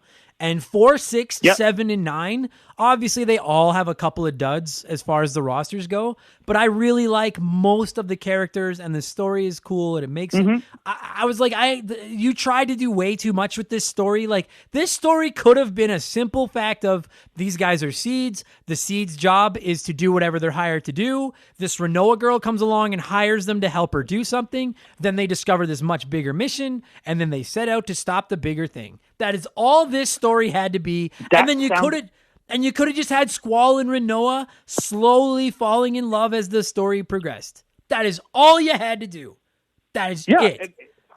But you don't need all the extra filler of they're all friends. If they would have never said they all were brainwashed weirdos that were friends together, and then you get the implication that Laguna is Squall's father at the end, I think it would have been fine. And that's part of the problem too. And this goes literally, I feel like I've said this 100 times. You took something that was, I love the junctioning system. I love the drawing system. I love I like every single thing this game does in its core, but then they just pile. It's like you had a really good hamburger and you put way too much on it. And now I can't even taste the hamburger that was in there. I know it was good, but it's covered in all this other stuff I don't want. And they just overcomplicated everything. And just to give you all an idea, I'm at the final boss of the game. I've probably lost about a dozen times,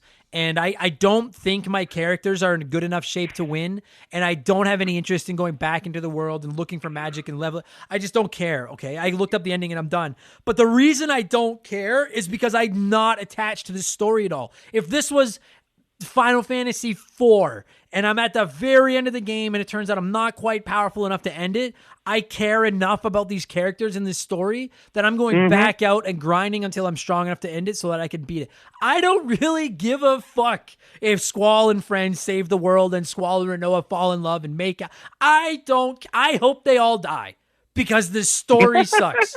So, and anyone listening to this that is like, well, you just don't understand the story. No, and that's the problem with this game is I don't understand 2/3 of what's fucking happening. And it's just way more fucking complex than it has to be. And there's not it didn't have to have all these twists and turns. And there's really didn't need to be there. No, and there's just not a character to cheer for. If anything, I'm kind of cheering for Seifer. Because I feel bad for that fucking guy because he can't become a seed. He's clearly insecure. He's probably shortchanged downstairs, which is why he's got small dick syndrome. He's like he'd have a truck with fucking truck nuts hanging off if that was jacked up 8 feet if he could. That's who he is. And he just keeps getting fucked over by everyone that he works for. I feel bad for him. But I just... Yeah, he kind of is a sympathetic character throughout all of this. I never really thought about that. I really just fucking didn't like the story in this game. And I kept waiting for something to happen. I like the story up to a point. Well, the thing is, the story's good until you get to the point of they start fucking with, like, they're all actually crazy. It's like, yes, the character isn't the greatest, but at least it had a decent story. Yeah, I kept waiting to a point. I kept waiting for something to happen to make me like Squall. Like, I was like, okay, I get that. So, because I started to understand, I'm like, okay, the reason he's so withdrawn and he keeps all his emotions in and everything is because, you know, he got fucked over as a kid and then Elone ran or whatever, Sis ran out on him and he's worried about getting attached to anyone because he's afraid he'll lose them again. I get that. But what pisses me off is like they kept showing what he was thinking and then he would actually say like next to nothing and everyone would be like, dude, quit being a dick. Like, tell us what you think.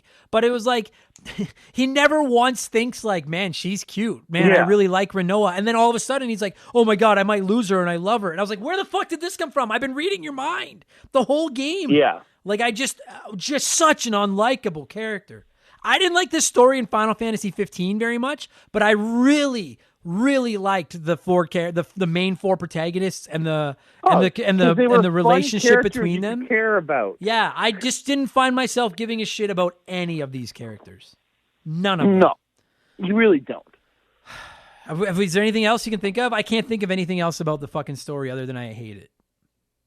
The only thing I think, because you're saying you don't know why I think it was Elone. Didn't she like wipe their minds? Was keeping their minds wiped or something? I don't know, but the fact that I think it was the fact that his sister did it. That's what she was the one that wiped their minds to protect them or something from Ultimacy or whatever the bad guy was. I don't know. And if they fucking explain that, I don't know where. Like, I don't remember it.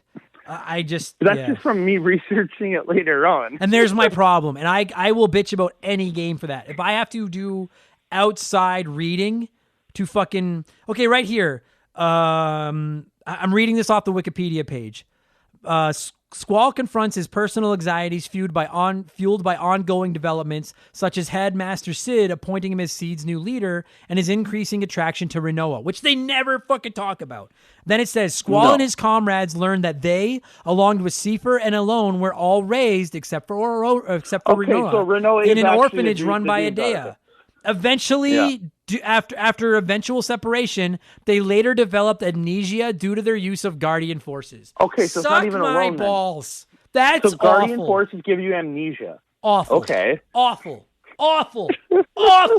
0 out of 10. I could write a better story than this in an hour. The problem I have with the amnesia thing is, so Squall eventually goes to Balam Garden and starts using Guardian Forces.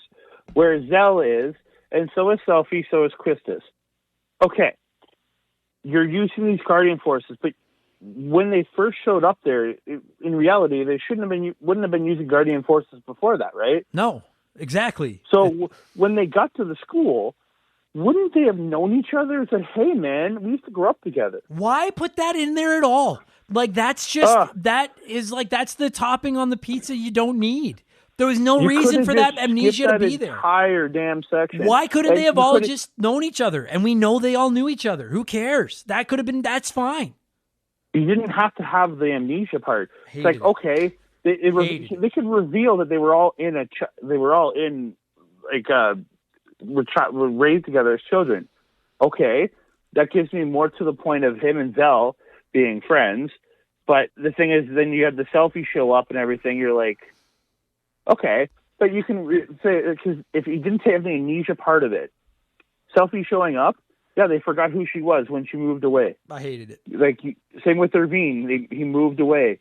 Like, you could have done it if you hadn't had the amnesia and they all forgot part of it. There's literally nothing you guys can say to me to convince me that adds to the story. Nothing. I just hate it. I hate it. It's dumb. And quite frankly, had I not been having as much fun with the junctioning system and with Triple Triad, which we're going to get to in a second, I probably would have stopped playing this and just been like, no. That's what happened to me with Final Fantasy 15. I probably put 20 hours in that game, and I was like, this story sucks. And I was like, I like these characters, but I'm done with this. Like, to me, I don't know how everybody else feels. When I play Mario or fucking 3/4 of the video games that I enjoy and I play, I don't even really give a fuck what the story is. I just want to play a fun video game. When I play an RPG, you had better have a fun story, because it's just, they're not that fun to play without a story behind them. They're just not. And at least not in my opinion. I don't enjoy them without a good story. And this game had no fucking I'm done. I'm not ranting about it anymore. I'm glad that we didn't end the show on that, because I fucking hated it. But now we can 180 from that, and this will be the last segment of the show. For everything the fucking story does wrong, the mini game in this does right. Triple Triad is awesome. Awesome. The one good thing overarching through these games, when they have them in the game, is the card games.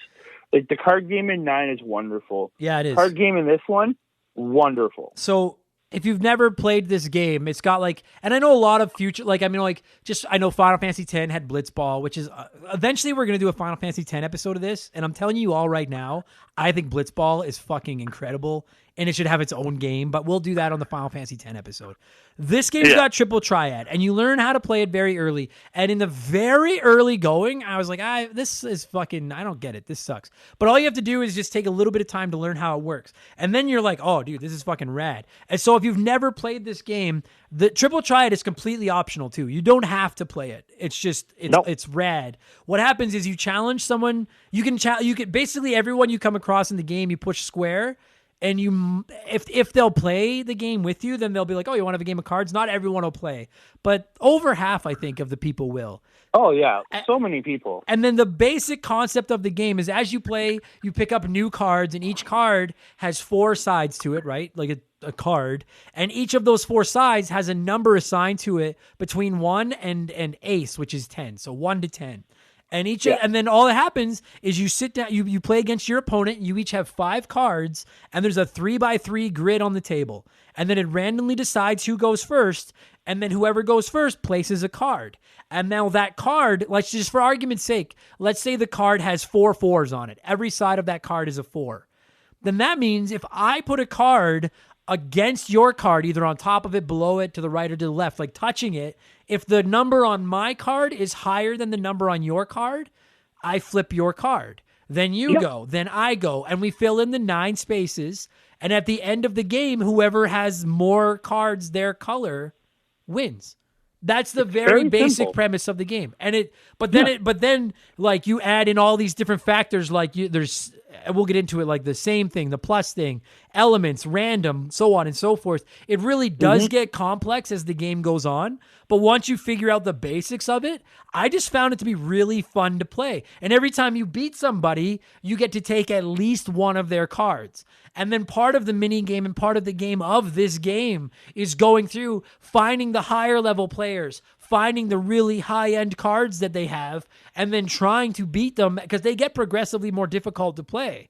And trying to beat them to be able to take those cards without losing yours. And for the first for the first while I was playing it, every time I lost, I was like, oh, for fuck's sakes. And I would reset my game because I was like, well, I just lost my best card. Because if they beat you, they're obviously going to take the best card you have. But then I realized that if they do take your card, you can keep playing them, and eventually they'll use your card. And then you can win it back. Yeah. Yep. Dude, I fucking loved this game so much, Andre. It's just a fun little side thing, and it's like if you can literally sit there for a couple hours just playing through people and just winning all these cards. Yeah, I would have been done the game 10 hours earlier if I hadn't spent as much time as I did playing Triple Triad. And every time you find, dude, and I'm telling you guys, if you've never played this before, if you ever decide to play Final Fantasy VIII, like literally, you'll get into situations where they're like, oh my God, they're about to do this and so is going to die and we have to go right now. And then it'll like end the cutscene and give you back control of your characters. And then chances are you can challenge the person who just said, you've got 20 minutes to go save the world. You can probably challenge them to a game of Triple Triad. Yep. And they might have a really good card. It gets, dude, the feeling of so the first really good card I got was Rinoa's because most of the main characters have cards in the game. And when I found I won't spoil how to get it, but you talk to a character who implies they have Rinoa's card, but you've got to do something to get them to put that card in play. And that's all I'll say. So I don't spoil it for you. But I figured it out on my own. I didn't have to Google it. And the first time that person dropped Rinoa's card on the table and I saw that it had aces on 2 of the 4 sides, I was like, I don't have another card this strong. And I was like, oh my God. And that was the moment where it really hooked me. And then everywhere I went in the game, I was playing Triple Triad against everyone I could. And it starts out super basic. And then as the game goes on, they start to add in all these little extra, like one of the things is elementals. And some cards have like fire or earth or lightning powers to them. And then the 3x3 grid will have random, like a fire space and a lightning space. And if you drop a card on that space that has that element, all 4 sides of the card get more powerful. And if it doesn't have that element, all 4 sides of the card go less powerful. You like lose one for it. Yeah. Or you gain one for it. Yeah. So that was awesome. And then there's modes like Same and Plus. And what Same is if you drop a card that is touching at least 2 cards. So like I could put a card, say I put a card in the middle right space of the 3x3 grid, and there's a card above it and a card below it. If my numbers match the numbers they're touching on those cards, then instead of it just being a stalemate and I don't flip anything, I flip both of them. And then you can unlock combos because I flip both of them. Now maybe that takes out the card it's touching on the left or the right or whatever, and it gets really complex, man. It gets really difficult. You can hit for multiple cards in one turn. Mm-hmm. It gets really difficult, and you can't see what cards your opponent has. So you never know what they're going to drop. Hits a combo and like takes like 4 of your cards in one shot. Ugh. You just want to scream. You're just like, no. Yeah, and for the longest time, I would reset one of your best cards. Yeah, I would Oh, dude, because it can also add in stuff like, well, instead of them picking one card, they get to pick a card for every card they beat you by. So if they beat you 8-2, they get to take all of your cards. You know, or there's other modes where both players keep whatever cards they've flipped by the end of the game. So you might win, but if that guy flipped your one really powerful card, he gets your one card. And then you might have flipped one of his shitty ones, and you get a shitty card for your good ones. You go back and fight this guy all over again. And now the only rule I didn't like, and I grew to tolerate it, was there's a rule called random. And what that does is instead of because you can literally have hundreds of these fucking cards in your hand or in your deck, but you pick 5 to go into the game with. And if you get challenged or if you play somebody with the random rule and you don't pick the rules, like the rules are the rules.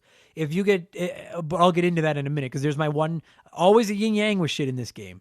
If you challenge to someone to a game and it's random, you literally just get 5 cards out of your deck. And Yeah. for a long time, I hated that. And if I saw random, I was like, well, I'm not playing because I'm getting my ass kicked. But then later on in the game, and this goes back to what we were talking about an hour ago with the junction abilities, once you unlock the ability to turn cards into items, I don't know about you, Andre, outside of about my top 12 to 15 like most powerful cards, I was turning everything I could into items. You constantly switch them out because amount of items and ability, like in the items you could change them into, and then eventually to get into to start ability items and stuff, so you can start junctioning things properly. Yeah. Oh my god. And the thing is I was sick of playing random matches and getting stuck with all my duds that had like 3-1-1-2 on the sides instead of ace 8-9. So then I was like, well, that was actually why I started junctioning cards, because I was like, well, if I get rid of if I turn a bunch of these cards into items, I won't have to use them when I play Triple Triad. Because they're not in your deck anymore, so all you have is good stuff available. Your lowest cards maybe a 6 to 7 level card. Yeah, you know what I mean. Where it's got like a 4, a 5, 6, a 7, or an 8 around it. The lowest it is a 4. Yeah. So you're getting rid of those level 1 to 5 cards. But then closer to the end of the game, I really started to realize that like, dude, if you're playing somebody, it's one thing if you're not playing with those same and plus rules. If it literally is a game of war where just the higher number wins, that's different. But once you start, because I never explained plus. So same as if two sides of your card match up against two other cards with the exact same numbers, you flip both of them. Plus is when you match up against two other cards and your side and their side add up to the same number. So for argument's sake, if I put a card down and it has a 1 on top and a 1 on the left, and the card above it has a 3 facing me and a card beside me has a 3 facing me, so both of them add up to 4, I flip both of those cards. And once I figured out the plus rule, then I was like, well, now I don't even mind using the cards with little numbers on them, because I was playing more to hit the big combos and land the pluses than I was to just play war and flip cards with big numbers. And it's a really complex game. But once you start to learn those little intricacies, playing with little shitty cards could sometimes be just as effective. You just have to pick your spots and play them right. But sometimes it was difficult with those little cards. If you didn't have the right combos, you're like, I'm screwed. Yeah, but at the same time, if I went into a match and all I had was little cards, then I was like, I don't really care if I lose either, because then they're just going to take these little cards that I don't really want anyway. That's true, yeah. But the random thing is a bit of a pain in the ass. And then the other thing, and again, this is the yin-yang, this is my negative to this game, each region of the game has different rules. And as you go to different places, you challenge people to games of Triple Triad. And then they were like, well, let's play with some of your rules and some of my rules. And then it combines rules, and then it changes all the fucking rules around the game, and it adds different things. Yeah. And I looked up. It can really kind of screw you up. Oh, and I looked up forever because all I wanted to do was get rid of random for the longest time. And I was like, how do I get rid of this stupid random mechanic? And then I realized, like, dude, there is a way, but you have to go through like 12 steps. But then I read another guy that posted about it on Reddit, and he's like, dude, random is fine. You just have to learn how to play with that same and that plus rule, because then you can use little cards and still win. And once I figured that out, I was like, dude, I don't even care about random anymore, because it's all about the strategy of landing combos and stuff like that. It's, I fucking loved Triple Triad. It was legitimately my favorite part of Final Fantasy VIII was the card game. So much fun. Well, it's probably one of the best parts, yeah. Yeah. And then at the very end of the game, so I got to the final boss, I got my ass beat. And then I was like, fuck, I don't want to go back out into the real world and or the overworld and not the real world. I never want to go to the real world. I don't want to go back out to the overworld and look for more magic and stuff. But then I realized, I'm not going to be playing any more Triple Triad because I'm right at the end of the game. So then I went through and used that junction ability to turn my cards into items, and I flipped every super rare high-end card I had into items. And I was like, dude, you get some fucking boss stuff out of those high-end cards near the end of the game. Oh, you do. So, but what I love about it is that, like Blitzball, it's almost entirely optional. If you don't want it, it's just that if you leave these cards on the table, I think you're missing out on items that can be turned into more powerful weapons and stuff like that. Oh, for sure. For sure. But, yeah, I mean, there's a lot to say about this game. We never got into the limits and all that stuff, but I don't really have a lot. I mean, they're limits. They are what they are, limit breaks and things like that. Limit breaks, yeah. We've been going for an hour and a half. I don't have, I mean, the story sucks.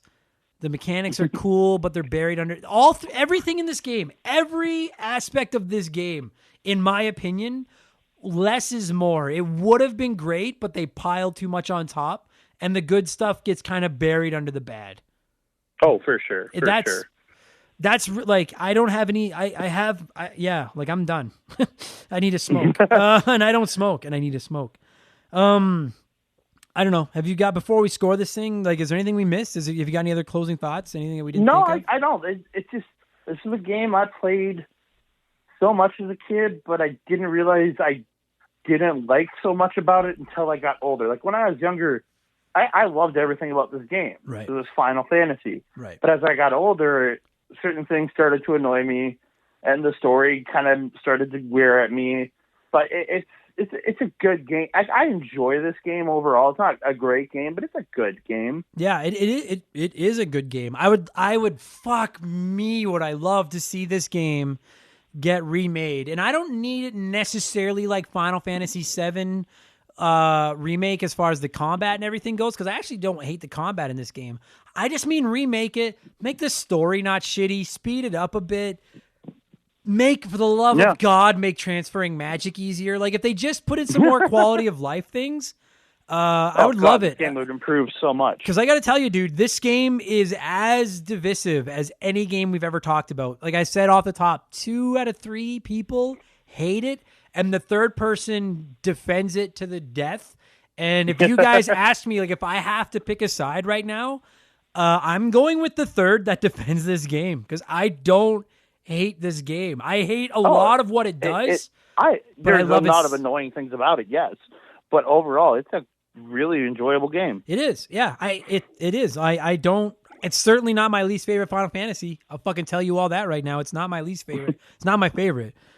But it's not my least favorite. Andre, there's 15 core Final Fantasy games. So on a scale of 1 to 15, what would you score Final Fantasy VIII? I'm going to go with an 11. All right. All right. So I would give the remastered version probably a 12, maybe a 12 and a half, because I really did enjoy more of my time than I didn't enjoy with it. Had I played the original, dude, I don't even know what else is different. I know that, like, in the remastered version, you can do stuff like turning off battles and things. I don't even care about that. If I had to play this game without triple speed, I would give it like a 6 out of 15. I would hate it, but because I played I will scream it from the top of mountains, you guys. If you are going to try Final Fantasy VIII, play the remastered version. It's on everything. It's on Switch. It's on PlayStation. It's on Game Pass. It's on everything. Play the remastered version and make use of that fucking triple speed thing, for the love of God. Jesus. And I know on Switch they go on sale a lot, so you can pick it up for pretty cheap usually. Yeah. If you played this game when it came out on the PlayStation and you wrote it off because you thought it was stupid or you hated the drawing system or it was too slow or whatever, I would say give it another try. Give this system a chance. It's complicated. It took me a long time to figure it out. Early in the game, I was just relying on calling summons. And then I actually read somebody said, like, dude, if you just rely on calling summons, by the end of the game, you are completely fucked. And honestly, by the end of the game, I was hardly even using most of my summons. I was just using my attacks. By the end of the game, you're barely using magic or summons. Yeah, I was using my attacks and my limit breaks. So yeah, because you were junctioned so well that you don't need any of that. I would just say give it another try. And if you've never played it, I would recommend it, but I do some homework. I wouldn't say read all of the guides about how to cheat the game unless that's how you want to play, because that's not how I want to play. And I did figure it out. But just take some time. It's almost unnecessarily complex, but once you get it, I really think there's a cool system in here. Oh, very much so. Yeah. Very much so. Dude, we totally shattered the length record for an episode of the show. Probably. But thank you very much for doing this, Andre. And thanks for fighting the good fight and going against the masses and defending Final Fantasy VIII. And the next time you're in the trenches, I'll be there with you. More than likely just playing Triple Triad, but I will be in the trenches with you defending this game. I'll defend Final Fantasy VIII forever.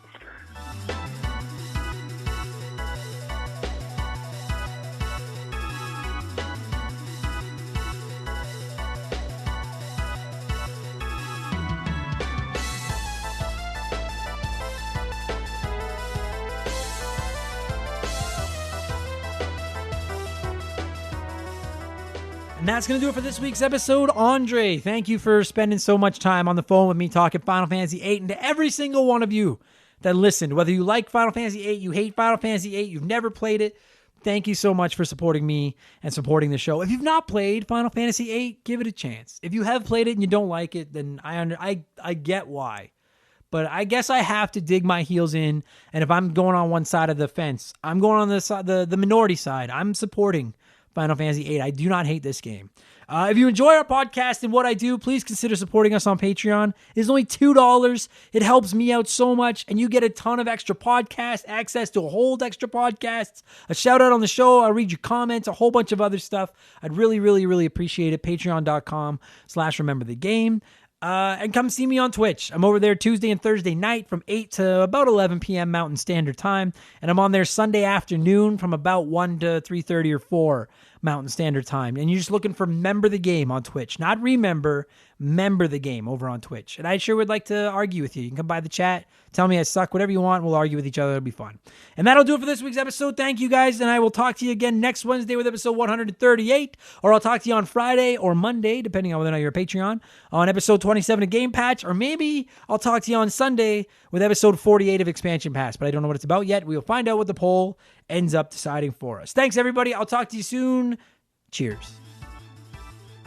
Remember the Game is brought to you by our Patreons. I simply could not produce all the content I am without all of your support, so I'd like to take a quick moment to thank everyone that has supported us for at least $2 at patreon.com/rememberthegame. So a huge thank you to A Novel Console, Aaron Lawson, Adam Anderson, Adam Beasley, Adam Oshirello, AJ Freeman, AJ Jones, Alan C., Alex Martinez, Amarok, Amy Gillen, Andre, Andrew Wright, April Sane, Arpad Botos, Ashley Cronenbitter, Badar Barhumi, Ben Booyah, Ben Busha, Ben Drinkin, Boognish, Bradley McHugh, Brandon O'Brien, Brandon Hine, Brian McKay, Brian Robbins, Brian Medeiros, Brian Ransom, Charlie Medeiros, Chris Campbell, Chris Fleury, Chris Wilson, Christopher Russell, Christopher Sumner, Chuck Schlarp, Corey, Craig Rutt, Crash Bandicoot It, Chris Knife 007, Dan T, Dana Wucherall, Danny Vega, Dario Omen, Darren, Dave McGee, Dave Thompson, David Ray, David Schnatter, Defunct, Derek Jane, Derpimus Prime, Desert Tortoise, Devin Gordon, Divalk, DNA Gaming, Duhow, Dominic S. Thompson, Doug Dorn, Dylan, M. Felf, Eric Cannard, Evan Refuse, Freddie Martinez, Fraser Burns, Freddie Bovenkirk, G9PSX, Gary C., Geek Life Radio, Grimpy, Henri SJA Flash, James Anderson, James Clark, Jared, Jason Cortez, JB Retromania, Jay Clutch, Jeff Johnson from Game On GNT, Jeffrey Mathis, Jer Bear, Jesse Clark, Joe Buck, Joe Gillespie, Joe Mack, John Doskus, John Quack, Jordan, Josh Morgan, Josh from the Press Start to Join podcast, Kate Roberts, Casey Rarick, Keegs, Kelly, Kevin Chincholo, Kevin Donlin, Kevin Hufford, Kyle Paul, Lane Orr, Leon Nabskog, Les Winen, Luca, Luis Oliva, Mackenzie Wheeler, Mad Shibs, Make Mallow Shift Money, Mark Jones, Mark McHugh, Mark 209, Martin Greenwood, Matt Brown, Matt McLean, Matthew Davis, Mercury 869, Michael Mathis, Mick Morse, Michael Haig, Mike Cummings, Mike Mallowaney, Miklos Blackshot, Miles from BringBackRetro.com, Morgan, MPG in Buffalo, Mr. Satan, Mr. Impressive, Mr. Nick, Mr. Me Seeks 0406, Wolverine Films, Nathan Tremblay, Nathan W, Nevrop, Nick Sills, Nicholas Martinez, Ninja Lunchbox 79, No One Cares, Pat Duddy, Parzival, PB McFadden, Peebs, Pie Messiah, Poops Loomis, Potato Bob Guy, Raging Demon, Retro Ghosty Ghost, Rex Sheldon, Robert Fuchsia, Robert Lippa, Rodrigo Tomazzi, Ron Pierce, Ryan Bayshore, Ryan Kinchin, Ryan Yeager, Sam Wright, Scott Brooks, Scott V, Sean Clifford, Sean Razine, Sharonic, Silver Grunion, Slick Rick, Starl Probin, Stitch, Stupid Monkey, Super Mary Ho, That One Kid Nick, The Anti-Spatial Podcast, The Giraffe, The Honest Pokemon Trainer, The T-Word, They Call Me Badger, Tim L, Timothy Riel, Todd, Tom Kite, Tommy Reynolds, Tony Cherichetti, Troy K. This is so hard. Tyler, Very Cool Dude, Vincent L, Vladstein, White Burrow, Wyman Brooks, X Water, Yamcha, Zane Donovan, and Zoo Troy. I hope you all enjoyed that. If I screwed up your names, consider yourself special. Thanks for the support. I'll talk to you soon. Cheers.